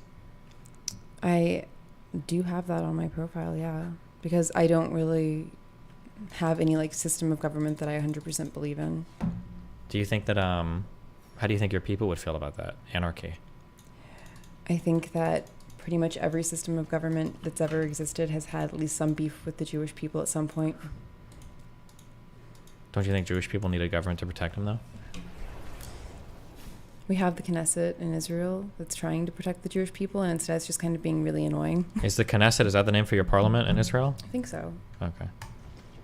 You could have just said parliament. Okay, you don't have to be all crazy about it, but okay. They're just kind of really annoying because they don't issue marriage licenses to people who are, like, this is a really random thing that they do. They do other bad things too, but the thing that I find the strangest, that I know about at least, is that they don't allow Jews to marry non-Jews. Like, you can't get a government-issued marriage license if you are a Jewish person marrying a non-Jewish person. It's, like, kind of overstepping in my opinion, but they do other stuff that's way worse. Like what? What's the worst thing they do? They kind of let the ultra-Orthodox go with whatever they want to do rather than enforcing rules and policies equally to everyone, because certain people are high-level donors, like how in the U.S. there's lobbyists. So some groups are able to lobby a little bit more because they have more funding, and so they're able to get out of like some things that other people aren't able to get out of, like conscripted military service. While I don't think anyone should be conscripted into military service, I don't think that it's fair that some people are not like made to do it and some people are. I think nobody should be like forced to. Mm-hmm. But it's kind of strange that like some people are like given that pass away from it and others aren't. Are you familiar with the world famous intellectual, highly renowned content creator Just Pearly Things? Oh yes, vaguely. Fuck. She's the one who does not have a boyfriend or a husband, but she like is constantly talking about what women need to do to get a boyfriend and or husband. That would be one way to summarize her existence, yeah. True. I've seen some of her tweets and I'm like, okay, you go ahead and do that. Have fun with that. But Yeah, she's an animal on Twitter. I think. I just don't understand, but I'm sure someone out there does. Have you ever lost friends or not had or had like weird relationship issues? Like it can be professional, personal, romantic, because of like religious stuff? Does that happen or? I had one girl yell at me once in high school because I didn't eat pork, and she was like super offended by that for some reason. She was offended that you didn't eat pork? Yeah, it was really strange. She pulled me aside and she was like, if God didn't want you to eat pork, why would he make pork? It doesn't make any sense. Jesus ate pork. True, actually. And I was like, I'm not judging anyone else. At that time I had never had pork. Like I just didn't have any reason to seek it out. She was just super offended by it. She's like, Jesus ate pork, and I'm like, okay, I'm not him. It was really weird. Okay, but that's like the other than most dramatic. Have your parents ever had like a problem with you like dating a guy or seeing a guy because he like wasn't Jewish or he was like Christian or? The person I dated for a really long time, my aunt got really offended that he was an atheist. Okay. And she sat him down, and she was like visiting, so it was not her house. It was like a very awkward thing to do. She sat him down, and she was like, you need to decide whether or not you believe in God or not. And I'm like, he very firmly has decided these things. You just don't like the answer. And she was very offended. I think she still would bring it up, like if I was to talk about him. Like she was like almost scared that someone had that option. I don't think that it had ever like come up. But it was very like funny to me because like you heard him say that he does not believe in God, and then you have like an opportunity to, I guess, share your piece. And instead of saying like, here's why you should, you go with, you have to choose if you do or not, when the choice is already made. And she didn't like that I came back with that, but Sure. I think for probably depending on the type of religious person you are. Also, wait, how old was this person? Which one? The guy she was upset at. So he was like 24. Okay. Yeah. So still young-ish. True. Okay. Yeah. I'm getting tired watching you not die. I'm never dying in this game. I'm way too good. Hold on, I'm farming out for a little bit more content. Okay. Ask about the West Bank settlements, guys. Do you have strong opinions on Israel Palestine? I think we talked about it personally. I don't know if they. I don't really have any strong opinions. I think that there's really good food in Ramallah. Where's Ramallah at? It's in Palestine. Yeah, I mean, like, where is this? Like in Jerusalem, or? It's like past Jerusalem. So if you keep going. Okay, gotcha. Yeah. But I think like people on both sides just want the war to be over. Like.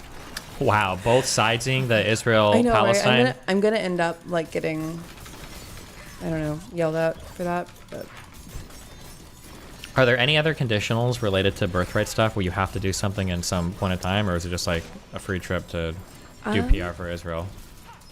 No, not really. Like if you apply and you're Jewish, or if your like parents are Jewish, either one, your mom or your dad, you can pretty much go for free.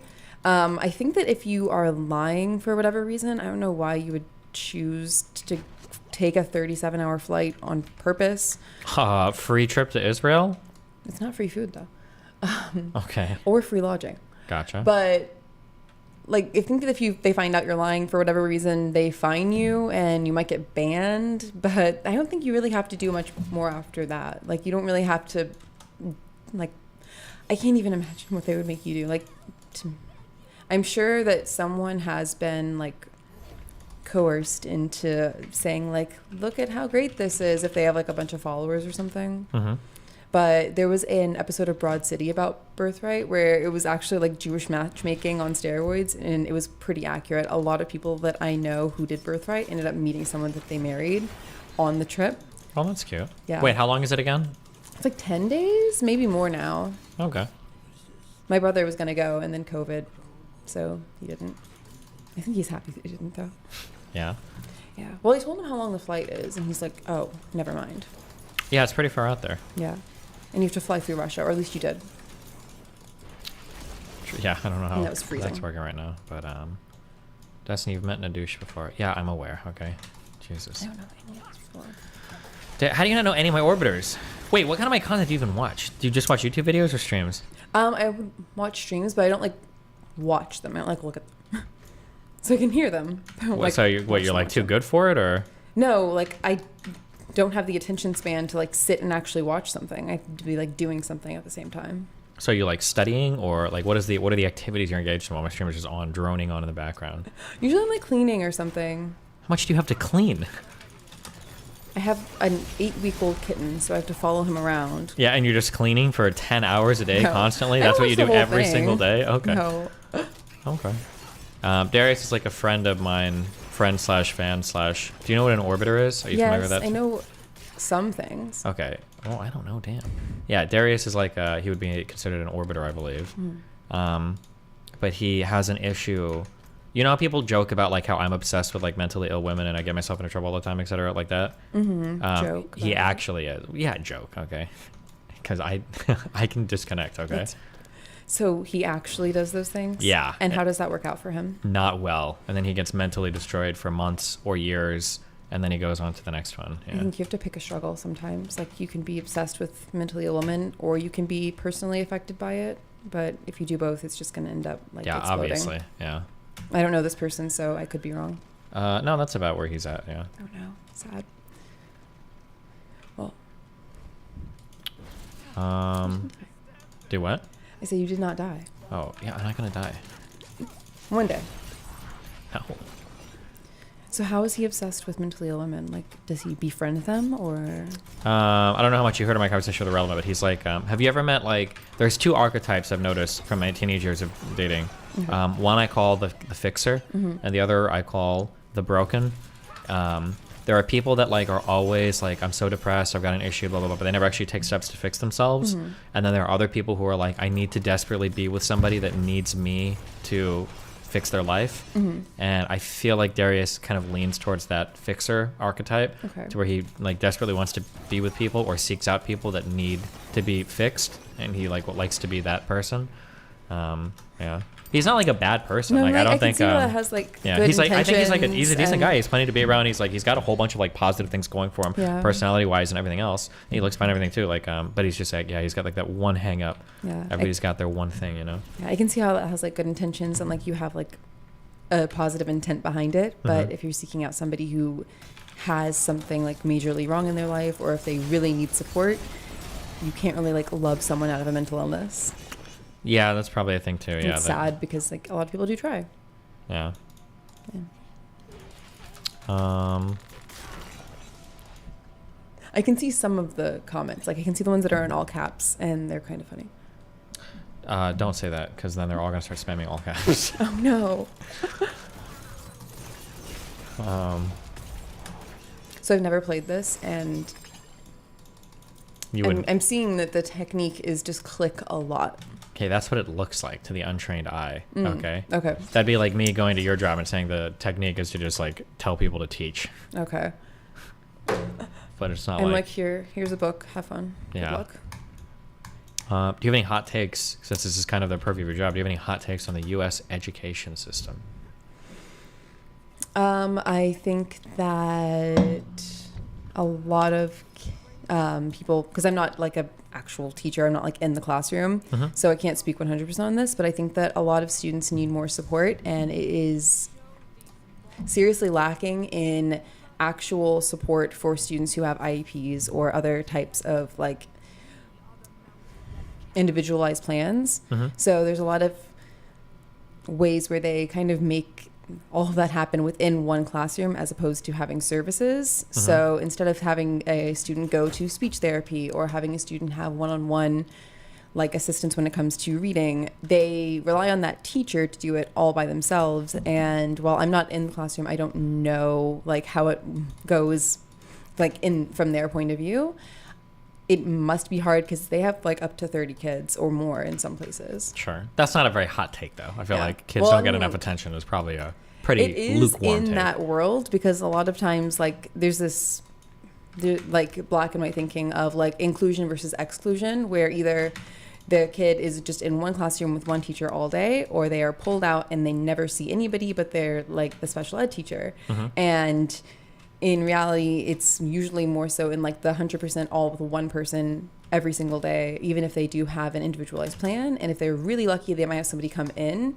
But for some students, if it's a really distracting environment, it is not going to do them any good. Mhm. Because if they're already struggling with processing, or if they're already struggling with taking a test in a like really distracting environment, they're not going to be able to process. They're not going to be able to actually focus, even if they do have somebody helping them one-on-one. Mhm. And if you ever speak up and say, like, if you have a student who's struggling with this, you might want to do something different. So if you have a student who's struggling with reading Shakespeare, you might want to have them listen to it instead of reading it because it was meant to be heard and seen, not meant to be read. You just get the feedback of, well, I can't do that. I'm too busy.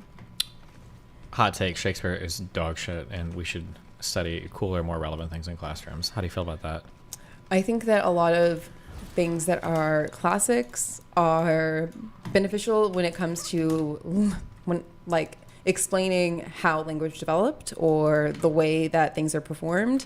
But I think that some classics are best left on the shelf because they're not engaging to young kids or even like high schoolers anymore. Like what I was saying earlier, the teacher who was like adamant that she had to teach Anne of Green Gables to like fourth graders. Mhm. And she's like, I don't understand. They don't like it. They don't want to read it. They say that it's not cool or they say it's not fun. Like, well, just change it. Just switch it out for something that's more modern that they can relate to because they probably don't know what any of these things are. They don't know what a telegraph is. They probably have never even seen it in like an actual passenger train. Like they don't know what you're talking about, and you have to interrupt every 5 seconds to say, oh, well, back in the day they wore dresses with aprons, and the kids are like already lost. Yeah. Something that is like really do I say triggering to me? Well, I shouldn't say triggering. So I wish Have you ever heard the phrase "youth is wasted on the young"? I have. I wish sometimes that like there were different things that were like maybe there's like second school that you go to like when you're 25 or 30 you can do 2 years of education. I feel like there's a lot of stuff in school that's like pretty interesting, but you're just not old enough to like appreciate it. So like for instance, I think there are some stories. What's the one with like the Holden Cofferfield? What the fuck am I thinking of? Oh yeah, like Catcher in the Rye. Yeah, like Catcher in the Rye. I think there are stories like of Mice and Men that where like if you're a kid like you can read these and you can appreciate these and you can analyze them and everything. And then I think there are other stories that might be like a little bit too much, like the Scarlet Letter. Like I don't know, like in more terms of we're talking like adultery and like all of this stuff. Like is a child like really getting the message from this book? But I understand that like obviously you have to teach it in school because you're not going to go back at 25 to reread classics or whatever. But right, I think that a lot of adult education is seriously neglected too. A lot of what education? Like adult education, like continuing education for adults that is not like just going to college. So a lot of adults didn't really get the full experience as like even in high school because they were either working or they just weren't able to fully pay attention. And even if they did graduate or got their GED, they didn't really learn anything There's because there were mitigating factors. There were things that were going on that they couldn't really absorb that information, and it's kind of looked down upon for someone to continue their education beyond that if it's not working towards a like college degree. So I think that a lot of adults like really struggle with even relating to those books because they feel bad or they might feel a sense of shame for not getting it in the first place. Sure. So I know a lot of adults even who don't really read at all, and it's because they didn't really get into it when they were kids or teens, and now they don't feel like they can get into it, or they think that there's a stigma against reading comics. They think there's a stigma against reading ebooks. They think that there's a stigma against listening to audiobooks. So they haven't really consumed any like books or like written media since they were in high school, and it can be hard for them to relate to it. Yeah, agreed. Reading comics equals reading. I mean, chances are reading anything is probably better than not reading at all, right? Like, I think that if you read like a whole bunch of fiction, that probably has like really good knock-on effects for just being able to read in general. Is probably true. Any reading is beneficial, especially when it comes to maintaining memory. So individuals who are, sorry, I'm like, my brain is individuals who are engaging their brains in reading are less likely to develop like early like memory problems and memory loss, and it does help train your eyes as well to actually follow something along. And while we might not see those issues arise until like much later in life, it does help. I think every little bit helps. Like for example, for me, recovering from my concussion, I found reading really difficult, but the more I did it, the more I was able to like train my eyes and be able to like, use that in other areas where I was struggling too, like tracking things. Okay. That's a question. What's the question? Oh, I just saw one that was like very lit up. Oh, wait, the civil rights one? Yeah. Yeah. I don't know if you have strong takes on nonviolence movements and the civil rights. I actually don't think I know enough about that to have a strong opinion, but I'm really enjoying hearing people's opinions and what everyone has to say about it. Okay. Because I'm learning a lot that I did not know about it. Gotcha. Okay, anything else? Oh, if you had to choose between frogs or dinosaurs, do you have a strong opinion? I do. I would personally choose dinosaurs. Why? I have like a weird love for dinosaurs, and people never ask about that as an adult. Have you ever heard of, so you've seen Jurassic Park? Indeed. You know the tiny dinosaurs that looked like raptors but were not? The compies? Okay. Those are my favorite. Nobody ever asks, and now I'm letting you know, just in case. Why is it your favorite?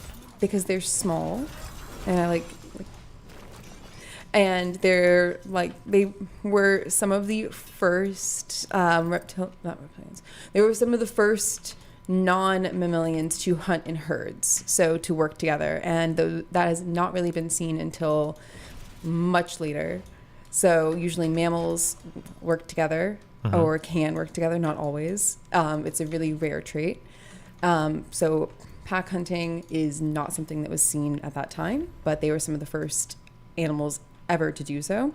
obviously would have existed before and after, but I thought that was really interesting, and it's something that I learned because like super into dinosaurs as a kid, and it kind of like translated. Are you still super into dinosaurs? Kind of. I did go to Wonder how many dinosaur tattoos if you're super into them. I know. I should just get like the Jurassic World logo on my forehead like I'm Post Malone, right? I guess. Wait, Yeah. did you see the new Jurassic World movies? Yes. Do you have opinions on them? I did not. I was not really a fan of the most recent one because I thought it was kind of Was the most recent one boring. where they had like the super genetically modified dinosaur? Yeah. Okay. No, That it was like the girl is a clone. Oh, I'm sorry if I'm spoiling this. It's been out for like a few years though. Okay. And then they released all the dinosaurs into California. Like it was just boring. Oh, okay. Maybe I might be thinking of two ago. I tried to watch some of the Jurassic World movies and I just did not like them at all. I don't really like movies where there's like a lot of focus on like personal conflict, not a lot of like action stuff going on. Just because I have a horrible attention span, and I can't really like sit and focus on something for too long. So if there's like just a lot of like romance or personal conflict, I'm like, okay, this could be this So could you don't be like solved. character development. Okay. Most of it can be solved by just like talking to a person instead of Go to therapy is what you're saying instead of grabbing having a movie. dinosaur and running into the wild. Wait, does that mean do you like movies like John Wick or Taken? Do you watch movies like this? I've actually never seen either of those. Jeez. Oh, how did you feel about Rush Hour? I made you watch that movie. Yeah, I actually liked Rush Hour. It was funny. Yeah, duh, obviously. Okay. Okay. The next one I might make you watch is Puss in Boots 2. 'Cause I love that Oh, movie. I'm excited for Puss in Boots too, because I've not seen the first Puss in Boots. Dude, so- I don't think you need. I haven't either. I don't think you need to see that one. Okay. If there is a original Puss in Boots, and it's not just like Shrek. Yeah, I think. I don't know. There's Shrek. There might be a Puss in Boots movie. No, there Huh. must be because I think there's some. You don't need to see it though. I haven't seen it. It sounds lame. I'm pretty sure that movie's like fucking 12 years old. I'm just missing out on all of these like amazing animal themed movies. What do you do with all your free time? You don't. You clean and you have a kitty. You I have don't my watch kitten. movies. Okay. You I've been watched watching The One Piece. Sopranos. Oh, you are watching The Sopranos. Yeah, I'm on season 3. Fuck. I Yeah. need to watch that show. And you said so far you think you like it. I like it so far. I watched Queen Charlotte, and that was good. I liked that. It was cute. And recently I've been making this like little tiny model house, and you have to make everything yourself. So you have to like cut out the little like wooden pieces and sew the pillows together, and that's taken up a lot more time than I thought it would. Okay. Wait, do you do like a lot of model building? I have made like little model like boats that are easier. Okay. But this is the first time I'm making like an actual model house. Mm-hmm. But I've made like little tiny like versions of like larger things. So one time I made this is very embarrassing. Okay. I made a like scale model of the Titanic before all of the stuff happened with the billionaires getting Yeah, I mean, I crushed. would assume so. That's not embarrassing. Everybody likes the Titanic's a really interesting story, right? I did the rooms too. Wait, when you say you made a model, I do you mean that you like bought a model and put it together, or you like hand constructed like? hand constructed it and painted it. Wait, do you have pictures of this? I'll have to find it. Like, I feel like you should have stuff like this ready. This sounds really interesting. Why would you not show this off more? it was years ago. Yeah, but it still sounds. I haven't hand put together any or created like fucking models of things. How long did it take you to do? Like 3 months. I don't understand how you don't have shit like that ready to show off. I would show off stuff. That would be the first. I would wheel that out the first time. As soon as I talk to you, I would say, "What do you feel about my miniature Titanic model that I handcrafted over the course of 3 months?" So for the next time that I try to impress you, I should just be able to look at this boat. Yeah, Okay. because dresses, different dresses are only gonna get you so far. Okay, I need to see the. Okay. I need to see the Titanic boat. Okay. Now I'm super bought into this. I love it. Did you? When did you get into model building? I got into it when I was in college, and because I went to college when I was underage, I didn't really get to go out with any of my friends, so I had to find something to do because I didn't really study ever. Why? Because you were just naturally a genius and you didn't need to, or? I am cursed. I can see something and I will remember it forever. It's really annoying. Like if I look at a page or if I look at like a whiteboard, I can just see it, and that got me in trouble. Wait. I got in so much trouble. Can I have you do a memory game on my stream? Sure, but I was gonna tell you, I got in a lot of trouble when I was in high school because I got accused of plagiarizing because I copied basically the textbook. Okay, hold on.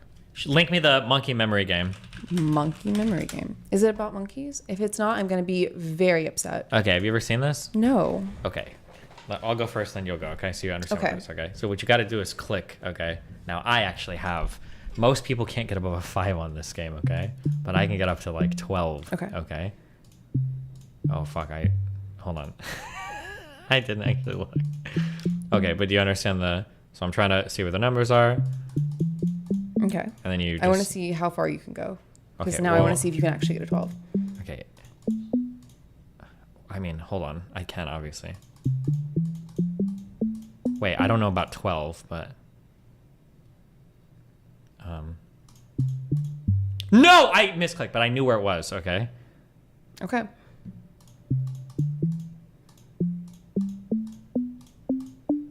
Okay.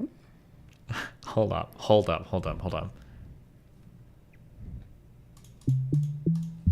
Okay. Okay, but 10 is really impressive. That's like 99. I'm very impressed. Okay. No shot. Try this. Good luck. Don't fuck up. I know. Can I let the chat know that I'm still recovering from a concussion too? Oh, yeah. Get those excuses out, I know, okay? right? Preemptively. Go for it. Okay. So like that? Yep. Okay.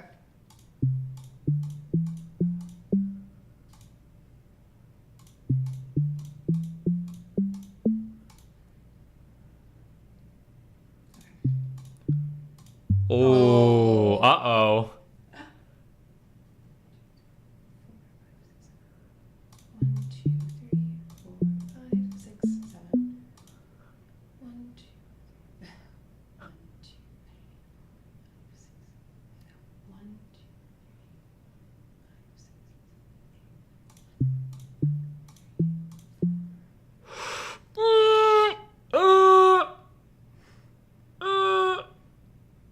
What? Why Oh, are I you just... making noises? Oh, I don't know. I just like making Freaking noises. me out. Okay. Ooh. I don't remember which one it is at this point. All right, now I'm... That was pure luck, okay? You recognize that.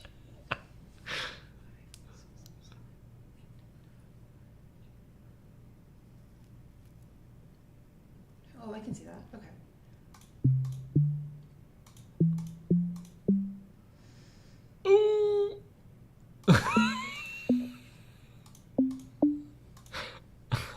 Okay, I'm not gonna say anything now. Fuck you.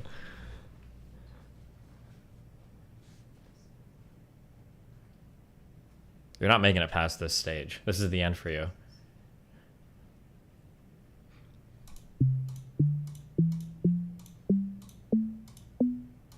Oh, uh-oh. Uh-oh. Ooh, this was interesting. This is the end. Can you feel it?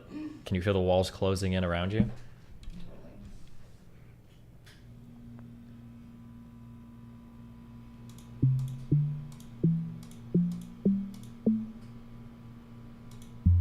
Oh, It looks like I am not smarter than a chimpanzee, but watch out. Okay, hold on. I can blame you. You were making noises. Okay, let me just... Oh, okay. Do you do the noises when nobody's around, or is it only for the I'm chat? always making noises. This is part Okay. of my autism. Have you ever Okay. thought about just streaming the noises? Like, for... I do. Usually when I start streaming, I moan into the mic for a little bit. Mm. Boom, boom. Okay, I see the pattern. Okay. Maybe if you did, like, some coordinating noises, it would help. No, hold on. I'm in the fucking matrix right now, okay? Okay. Okay, this is a challenging one. It's challenging in the Matrix, huh? What is happening? I believe you said something about the walls closing in. No. No? This is what the concussion test was like, by the way. Was it? Yeah, it's horrible. Okay, let me just... And they make you do it like every time you go. It's very irritating. I feel like I can't store this much in my brain. Okay, hold on. I just need to look at it. I think a chimpanzee can store that much in its brain. Yeah, and It's then 'cause- chimpanzees are too retarded to talk, okay? So I don't care. Fuck them.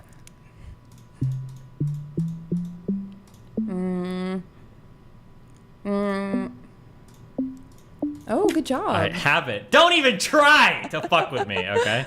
Hold on. Let me just... Okay. Okay. No this thoughts, is- just banana? This is too much. Okay. What would Harambe do? Be racist, remember? I don't think I can do this anymore. Okay. Just... 3, 4, 5, 6. I can't. This is too much. I believe in you. No, Unlike no, Harambe, you don't who does even. not.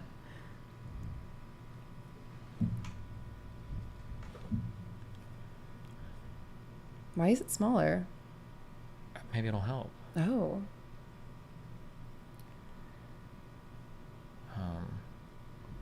There's so much going on over there. No, dude, Oh. I can't. You have to like just think about whatever monkeys think about. Or chimpanzees are different. Fuck. Alright. Okay, whatever. You have like one more brain point. I've which is got very- a lot of brain points, okay. Yeah. Okay, people really want to ask you about the girlfriend experience. Do you think it's ethical or unethical? Do you know what GFE is for sex workers or whatever? Mildly. Do you think that's ethical or unethical? I think every person has their own different like set of ethics. I don't really. Oh, like- really? So if I were to ask genuinely- you about okay, the I don't Nazis, would that know- be your answer? Everybody has their own set of ethics? I don't know what all it entails for every person, and at this point, I'm too afraid to ask. Okay, are you familiar with like guys that kind of like get addicted to strippers and like fall in love with them and shit? Vaguely, I know it happens. I've never been to a strip club, so I'm not sure why. Okay. So, for like, if there was like a girl that kind of, a guy's basically paying her to like exchange messages where she's kind of like playing into the role of like being a girlfriend or whatever, but it's only for, obviously it's only for cash, right? Do you think that that's like ethical or do you think it's unethical? I feel like I'm gonna get canceled no matter what I say. Oh my god. Well, good luck then. Okay. Pick a good reason to get canceled. Might as well be honest and get canceled for whatever. I think that preying on anybody who has an addiction is kind of morally not something I would do. Wow, brave. I don't think that you should feed into somebody's like desire or like need for that kind of social interaction or that kind of like thing that I guess they're missing. The only reason I have my thing turned to like you have to pay to message is because people kept sending me unsolicited dick pics and I did not like that. And Nice, that okay. cut down by like 99%. Okay. Very effective. Hey, Steven. Wait, what's up? I'm not addicted to strippers. It's called supporting single mothers. Okay, good And I one. know that was a direct shot. That at was not, I me. wasn't even talking about you. What do Fuck you, buddy. Okay. Oh, this is why somebody's asking. She has a video of stripper love experience. Oh, that was a script I found on Etsy. Wow. Yeah. Did you at least credit the scriptwriter? Wait, have you ever Yes. done erotic audios? I can't stand the sound of my own voice, so I never like look back. Oh, sorry. Well, okay. Speaking of, did you know that your microphone has horrible feedback for cochlear implants? Because I do. Do you have a cochlear implant? Yeah. Why didn't you tell me about this? It wasn't relevant? For who? Maybe that's something I'd want to know. Maybe I have a certain Oh, moral type like- of feeling about that. Oh, wait, you have one in your, I know why. Hold on. Go ahead. You have a cochlear implant in your right ear, right? It has a little microphone going to this, or it's like this side has like a little microphone and it transmits over to this side. Oh, to your left ear. So I can't hear out of this ear, But then why would it go to your left ear? so that I can hear it. So it's like this side, the little bone that's supposed to say ba-da-ba-ba-ba and like transmit sound doesn't do it because there's no nerve endings. Oh, it, so like sound that would hit here yeah. goes over to here. Yeah. Oh, wait, so do you hear like, if I talk from your other side, can you tell? Do you have like... I can't tell. It's really like the biggest thing is if I like go into a room and I'm like, is somebody in here? Or like, where are you? And someone says, I'm over here. I have no idea what that means. And I've gotten really mad at my friends because I'm like, I don't know what you're talking about. Like if I say, hey, are you like home? And you say, I'm in here. I don't know what that means. I can't tell like which direction it's coming from. Just curious, what's the benefit of that versus just hearing out of one ear? Just generally having like more hearing and being able to tell like if someone is making noises over here. Because before it was like if somebody was making any noise over here, it would be nothing. And at least now I can tell that there's something going on, or like I can hear it a little bit better. It's not a permanent fix, but it is better than nothing. Okay, interesting. Yeah. When you like go out, wait, can you turn it off or on? No. Wait, can I see it? No, you won't be able to. It's like it's inside of your brain. In your wait, hold on. It's like and it goes it's inside because it's not a. Can I feel like a wire back there? You can't feel. It's like a. I don't even know what the. How does it get the sound over? There's like a wire under your skin. No, I was 12. You're actually like cybernetic. Wait, you're 12. You don't think they make better I'm not ones? 12 now. Thanks. I don't want you to get FBI'd. I love getting FBI'd. I was 12 when I got it, so I don't really know like the 100% mechanics behind it. Wait, do you think you can get like an upgrade for it? What if they make like better ones now?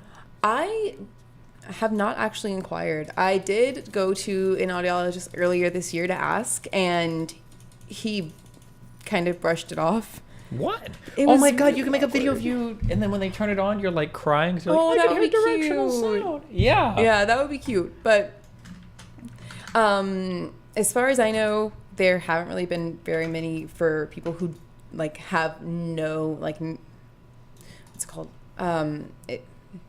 it's not affected because it's not because I was born deaf. It was because I went deaf later in life when I was Because of the meningitis stuff. yeah. Right? Yeah. So because like the nerve endings just do not react, it's different than if I was to be like born with the like working like bone or working nerve endings and they just don't register. And it's just like how I can't see out of this eye. I'm not a candidate for LASIK because I don't have like the ocular nerve over there. Wait, anymore. you literally can't see out of that eye at all. I can see like shapes. Or no, you can see shapes. Yeah, I That's can see right, like okay. shapes. I can see the like colors. So it's not like if you were to close your eyes. But wait, and do you wear contacts? I think I asked you supposed to be this. wearing glasses. Okay. Wait, how does it not fuck with your head right now to have drastically I'm different? so used to it. Okay. I feel like that would give you headaches or something. At first, like when I was 8 and I did get sick and I couldn't see out of this eye at all, I had horrible migraines all the time. I had like tinnitus all the time because my brain was trying to pick up sound over here and gave me tinnitus on this side. It was so bad. But over time, it's just kind of like been my life. So I'm used to it. And it was actually really interesting because when I got my concussion, it came back for like a good like 2 months. It was horrible. I had headaches all the time and my eyes were trying to like work together when obviously they can't. So my depth perception was really messed up. I would be reading something on my phone and it would be like it was coming out towards me. It was terrifying. And I would close my eyes and I would see like lightning behind my eyes. It was really strange. And apparently that's like common with people who have visual loss or hearing loss and then they get like a brain injury later. Okay. Like my balance was all messed up because my brain was still like figuring out like, oh, we know that these things are switched off. So it was just like, it was kind of like going back to that and like when I first had this happen and everything was so like irritating and my brain was kind of trying to figure out like what's going on. Why can't we see out of the side? Why can't we hear out of this ear? And it took a lot less time this time, thankfully. Wait, somebody in my chat asked, do you have chronic Lyme disease? No, I fortunately have never even encountered a tick. Okay. I'm pretty sure that's the only way you can get it. If I'm wrong, would love to hear more. Okay. Chronic Lyme disease is fake. If anybody tells you otherwise, they're lying, okay? I've not really heard very much about it. You can get Lyme disease, but there are some people that have like convinced themselves that because they're like fatigued over long periods of time, they think they have like, they call it chronic Lyme disease, but there's like literally no evidence for this existing ever. It must be hard to like deal with being fatigued all the time. True. Maybe they should become pro gamers like you. True. Let's see. Can you, okay. I think people are just pulling info out of your shit, so now I'm learning all these new things about you. Somebody wants me to ask you about getting stabbed in the heart. It was not my heart. Okay. It was in the chest though. Okay. Okay. So I don't want to get into it because I don't want to like accidentally dox somebody. What, your stabber? I'm not about to get sued. Okay. But when I was about to turn 21 actually, so it was a few weeks before my 21st birthday, I was stabbed in the chest and they did not hit me in the heart, but I was so mad and I just like didn't register. I think it was probably the adrenaline, but I was so mad. You can probably still see the scar. I will not show chat. Okay. That I didn't really like register that I was injured. I called non-emergency services, and I Wait, called what did they stab you with? a like knife, like the like regular pocket knife. I don't know what it's called. Okay. So it's not like one of those tiny little Swiss Army knives. It was like an actual pocket knife. Okay. But it didn't like go into my like chest cavity because my heart is like over here, and you can Okay. probably feel it. But like instead of over here, it's over here. Okay. And so they got like my fourth rib, like if you go down, and it hurt a lot, but I wasn't dead. Okay, So I can we thought- get some... I was was it a just random mad. person? Yeah, but I mean, what is the context for getting stabbed? Like, were you fighting with somebody and they stabbed you? Was this like a crazy, like... It was like a crazy dude. He went like completely insane. He was Like a drinking- homeless No, guy, he was- or you're... You don't have to be too specific of you. I'm just... I don't want to like. Okay. I don't want to give too many details because it was publicized, so I don't want Okay. to like. But Okay, he you've got was- like a lot it of was- weird shit happening to you all the time, okay? I- These are like red flags. You're partially deaf and blind. You've been stabbed. You're a potential lived. Mossad agent. Well, I'm. yeah. That's In classified a information. compromised human form, okay? But Anyway. okay. Anyway, yeah. So what happened? So Yeah. I still have the scar on my chest. It's like hidden, obviously, because it's like below like my shirt. Okay. But That's how that works. Yeah. I was really mad, and I didn't realize that I was like hurt enough. I didn't think that he had like actually hurt me. He was a guy. Okay, so I'll give some context. He was a person who was mentally ill. He was drinking way too much when he shouldn't have been. He was bipolar and not on his medication. Okay. I think. A lot of things going wrong here. Yeah. So, person who really shouldn't have been in that situation in the first place, probably shouldn't have been like handling any kind of like weapons because they were more of a danger to themselves than to me. I was just like, they lashed out at me. Okay. And like, I'm not angry. They obviously had like more going on. But it was really awkward because I called like non-emergency and I'm like, hey, this happened. This is what this guy looks like. He went in his car towards this road, I think. And the woman on the other side was like, wait, what happened? I was like, yeah, I still have the knife with me. Do you need that for evidence? And she's like, are you bleeding? And I said, yes. And she's like mad at me and she's like, you need to hang up and call like actual emergency. And I did. And the whole time I'm just like, why is everyone mad at me? And then like they got there and the EMTs were terrified.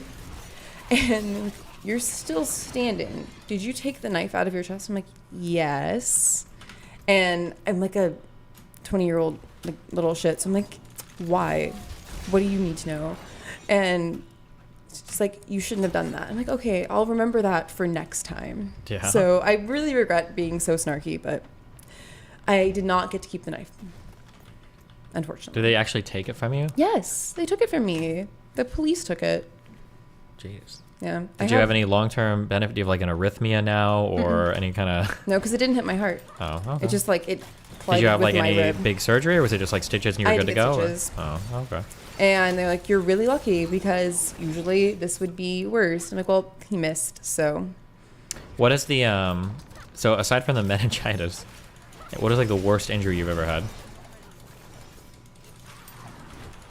I have to think about that. Because meningitis wasn't really an injury. It was kind of like got sick. And I got sick like 6 months before the vaccine came out, which was upsetting. Got sick from what? With meningitis, because the vaccine came out in 2006 and I got it in 2005. Oh, I thought you were talking about the COVID vaccine. I just got really confused. No, this was like way before There's that. vaccines for meningitis? I didn't even know that. Yeah, there's like, I think it's like childhood vaccine now, but it wasn't at the time. Oh, can you get this as like a high schooler? Because I feel like I didn't get this vaccine. I don't know. I don't know the vaccine schedule for high schoolers, but probably getting my concussion because that was horrible. Oh, okay. And besides the car accident, Oh, Wait, okay. how are you so fucked up? These were many years in between. I just have Many bad years. luck. You're like 26, so it Yeah. can't be that many years, okay? Meningitis, stabbed, Yeah. car accident where you're These are just, like- flung over the hood of the car. But anyway, the reason the meningitis was so bad was because it turned into like spinal meningitis, and that sucked.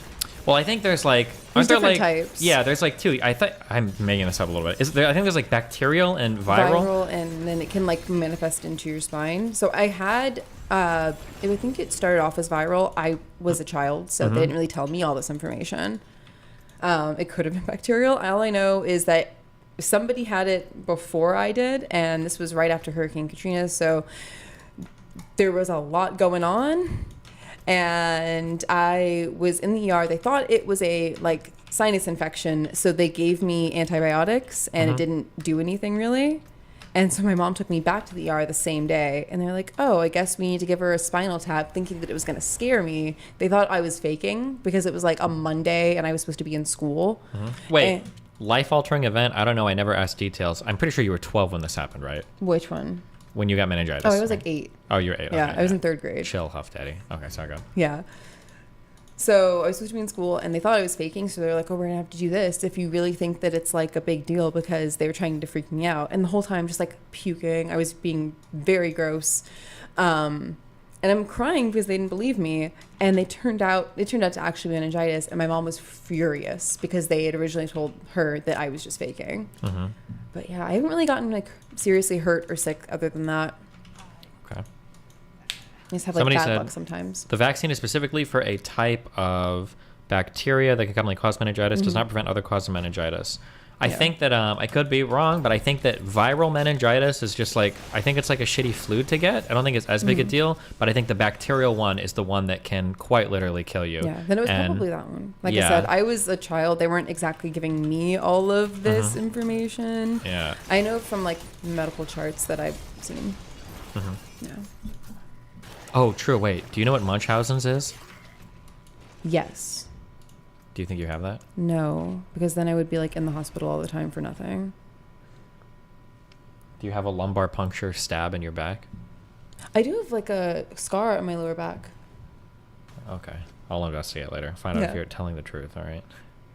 That's like you can confirm to chat or not. Like, it's pretty sizable actually. At least last time I saw it. Okay. Wait, how do you see a scar on your lower back?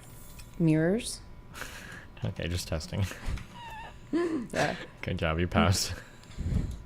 Well, at least to me, it looks like. I'm sure it's probably no different than like sometimes you have to get like I don't even know. I'm trying to remember what it's called. Oh, so how some people like an epidural. I'm sure it's no different from that. Like the size of like the needle. I think I've never gotten that, so Yeah. I don't know. But I think every needle that goes into your the spine back there, I think requires. I think it's always like a lumbar puncture with a huge fucking needle because it's got to penetrate a I lot. just remember it hurt so bad, and they kept telling me like stay still, and I could not stay still. I was freaking out. I was like screaming. My mom was like trying to hold on to me, and I remember them saying like, "Oh, sometimes we have to like literally sedate kids for this." Why One don't thing that you? really sucks is, and I don't know if this is in your case, Melina told me it wasn't her case, and I've had personal experience with really bad needle users before. Some people really suck at poking people. They're really bad. Melina told me that the first person that she had for her lumbar puncture, it was like a minute of like trying to figure out what to do. Yeah. And I've had a nurse go to take my blood before, and it's like, I'm not like a fucking drug addict or anything, but like my veins aren't that hard to find. But yeah, it took her like a minute. My shit is all bruised up. And then sometimes they'll ask for help. You'll get somebody that comes in and it's like, boom, and they like do it very quickly. Yeah, I've had that too. Like if I'm doing like a blood like test or anything, like a blood draw. One time they tried to do it from like my hand up here, and I was so mad. Because I'm like, why would you do that? It's just like a standard like blood work, like whatever, when you go in for your yearly checkup. So I'm like, they've never done this before. They've never had to, and I don't think my blood veins, from your hand. Oof. Yeah, I don't think that my veins are like particularly hard to find. Like I can at least tell where they are. But she really wanted to do like the wrist one, and she missed like 3 times. It was to the point where like I don't know if you've seen it, where your vein gets like blown. It was so bad. I was very upset. Like my wrist was bruised for the rest of the day. And why would you ever do that? And I asked like later, I'm like, is this standard procedure? Because I do not want to go here again if this is going to be every time, like every year. And the doctor's like, I've never done that personally. Why? Like, and I couldn't give them the answer. And I'm still kind of salty about it, if you couldn't tell. Yeah, Seems like you're really carrying that. Oh wait, how long ago was this? This was like last year. Oh, okay. That's Yeah. a reasonable to still be So upset. still mad. I could be mad. Somebody said ask her to do sign language. Can you do sign language? I know very basic sign language because my parents never really like had me learn it.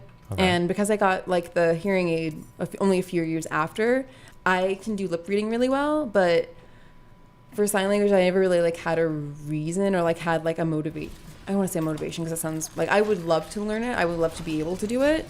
But like it wasn't really something that was like made available to me. I know that sounds like an excuse because I've had like all this time as an adult to do it. And I would like to be able to. What is your you speak German, English, and what else? Hebrew. Do you speak all the Hebrew or just enough for, wait, girls have bar mitzvahs, right? Bat mitzvah. Bat mitzvah. Yeah, with a T. Do you did you just learn enough for that or can you like speak all the Hebrew? I can do conversational. Wait, is there anybody that speaks Hebrew today? Yes. Who? Jewish people? The nation of Israel. They don't speak like Arabic or something now? Okay, I'm sure that there are a lot of people who speak Arabic in Israel, but their national language is Hebrew. Hebrew. Wait, Yeah. what is Hebrew related to any other language or what? The semantic languages are pretty similar. So like Arabic and Hebrew are kind of like cousins. They have some similar words. They're not 100% identical, but they have similar like syntax and they have similar words. But a lot of it is quite different because they spent so much time apart. Okay. Batman mitzvah, I love it. The MW says bitch is retarded. He wants you to know that, okay? Okay. You said the semantic languages, but I think you meant the Semitic. Yeah. He gotcha. It's true. Just blame the concussion, okay? Yeah. I've been called out. It's true. Your chat has like a lot of energy and some of it is very confusing.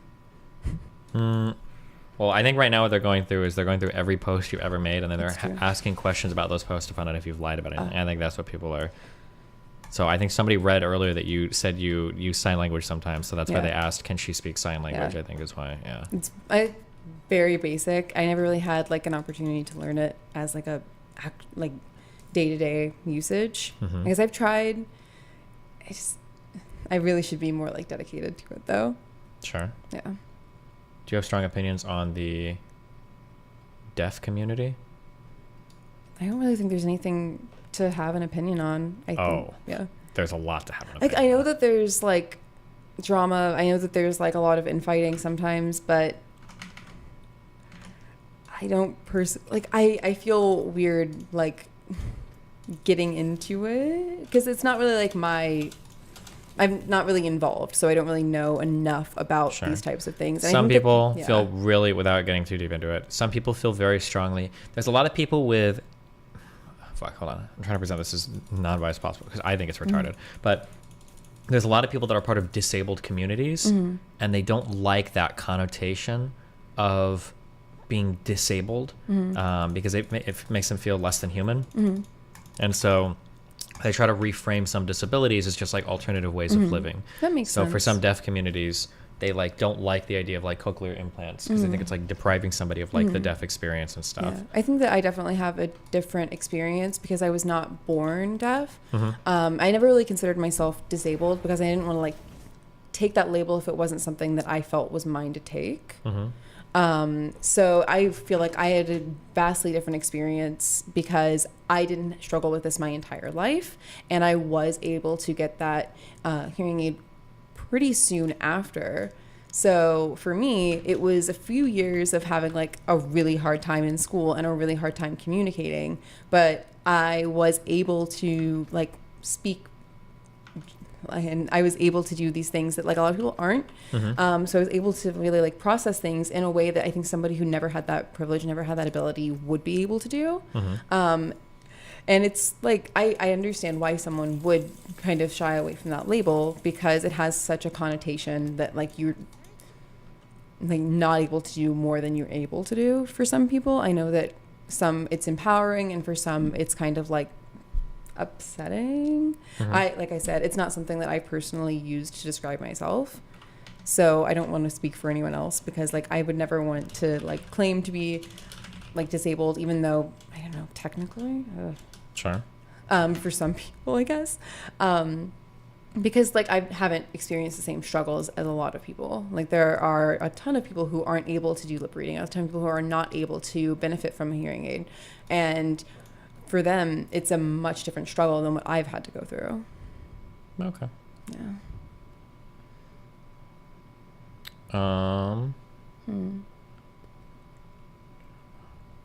This is so awkward. What? Them grilling you on everything you've ever posted online? Does this happen to everybody that you're friends with, or? Yeah, I don't have to ask him our questions if you don't want to. It's all good. No, it's like just interesting. Okay. Do you have any other thoughts or opinions for us? Well, second, we can go eat if you want. Cause I'm kind of hungry. Wait, are you hungry? Wait. Yeah, I was going to see because they're saying women are compulsive liars, and I want to know like why. Well, because why are women compulsive liars? It's probably biology, right? I want to know, like, have you had somebody on who is just like constantly saying like random shit? Who would you guys say is the worst culprit of that?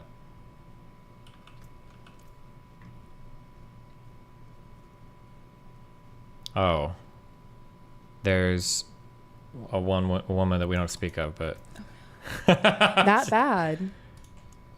Did you follow my stream at all during the Mr. Girl arc? Yes. And that was, you know, yesterday I said that there are people who I did recognize from your stream that I immediately was like, something up about that one. And I ended up being right. I think every single woman friend I had said that that guy was, a little bit unhinged. And by a little bit, I mean super unhinged. Yeah. There was just something, and like, I didn't know. And then it happened. I'm like, oh, that's it. Yeah. And then, this one is quite strange. Oh, you should have researched that, actually. There was like he wrote like 150,000 word article on why I'm like a rapist. Oh, wow. Might have been important to research. research. Yeah, might have been important. Yeah. Before getting trafficked here. Yeah, it's true. I'm actually never going home. You're going to throw me over the balcony. Maybe. Hold on. Let me find this. His SEO is so bad because his shit sucks.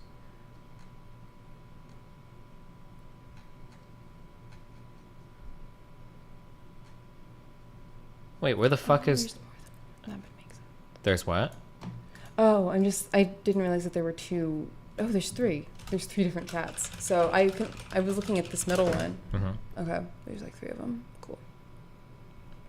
Wait, where even is the Destiny report? Is he not hosted online anymore? Oh. Oh no. Oh, here it is. I found it. Is this the really long one? Well, yeah. Okay. It sounded like I was exaggerating, but this is the... That is a lot.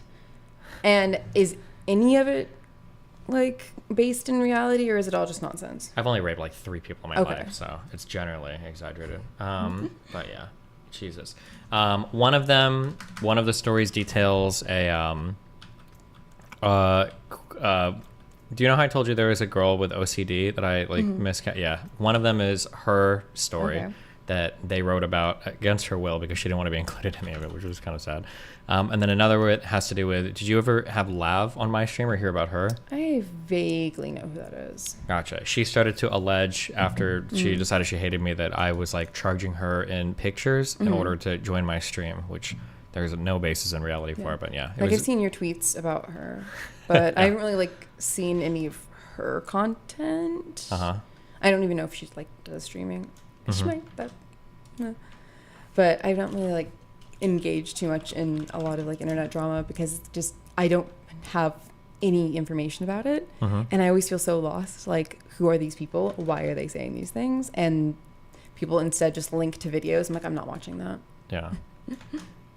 Somebody is claiming you were a psychologist and a teacher. Yeah, I think he's trying to dig through all your stuff. Do you? I mean, there's also the fantastic possibility that we are misinterpreting or reading too far into something. Because like, you can read something and you can say, oh, I have this idea about this person already, and I'm not going to look into it. He was claiming about you. Okay, cool. Oh, yeah. Wait, have you said your education and what you do for a job? I don't want you to like... I don't want, yeah. Okay, they're kind of freaking me out. Yeah. Is this just like what they do? Yeah. That's hilarious. I love it. Yeah. Cool. You're not actually a teacher, but I don't No. want to. Yeah, I don't want to like dive into her educational background and everything. No, but, yeah. like I'm not in the classroom. I'm not around. Like, you could not pay me to be in an actual classroom. Mm-hmm. It's just too crazy. Yeah. Okay, I think unless there's anything else you want to go over. I'm just kind of watching them. I love it. Second graders. Okay, well. She tweeted about Anna and you a year ago. Yeah. I didn't. Oh wait, is that the one who was OCD? I thought that she was like, just obsessed with you. I didn't know that. I thought Wait, that hold she on. was your ex. Wait. Okay. I found out to talk about it much on stream for any reason. Oh, I'm sorry. No, you're good. But initially that's what I thought, but then later, like halfway through that, I realized she had OCD, and that's I think where most of the problems were coming from. But I understand why you have that interpretation, though. That makes sense. Yeah. Okay, I thought. But the part of her issue is correcting misinformation online. So if she hears people say stuff like that, then she'll it'll be not good. But she's like generally good now. I think she lives like a real life. That's good for her. I don't really have anything else. Gotcha. Thanks for giving me an hour of content. Do you Yeah. want them? Usually I ask people if they want to like link their socials, but I don't know if you're trying to. Yeah, I get like internet follows, whatever. And I would think that they've already found them, so there's no real use in me doing that. True. Okay. All right. Well, listen. I love you guys. I think. I'm going this way. I don't really know where the camera is. So. Oh, it generally faces like back this way. Cool. Yeah. Let's see. Tomorrow I have. Oh my god, I have like 30 things tomorrow.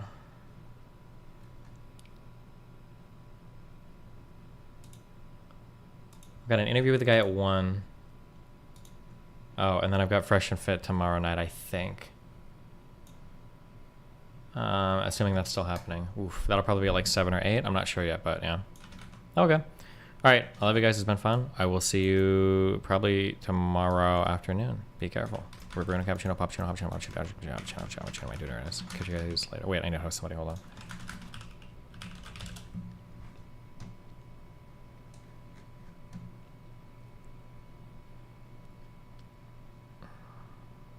Alfie? This guy's not like a Nazi or anything, right? I'm not accidentally. Not that I'm going to. But you never doubt someone saying you should telly multiple times? Sure. How many prayer pots have we gotten from this grind? Not bad. I think you should do 1-300 to make them feel bad. No, I'm not about to do it. After I freaking told them over and over again not to do it, I'm not about to do it. Okay, although have I fun. really Peace out. am in my rights to do it. So. I'm good. I would never live the end of it.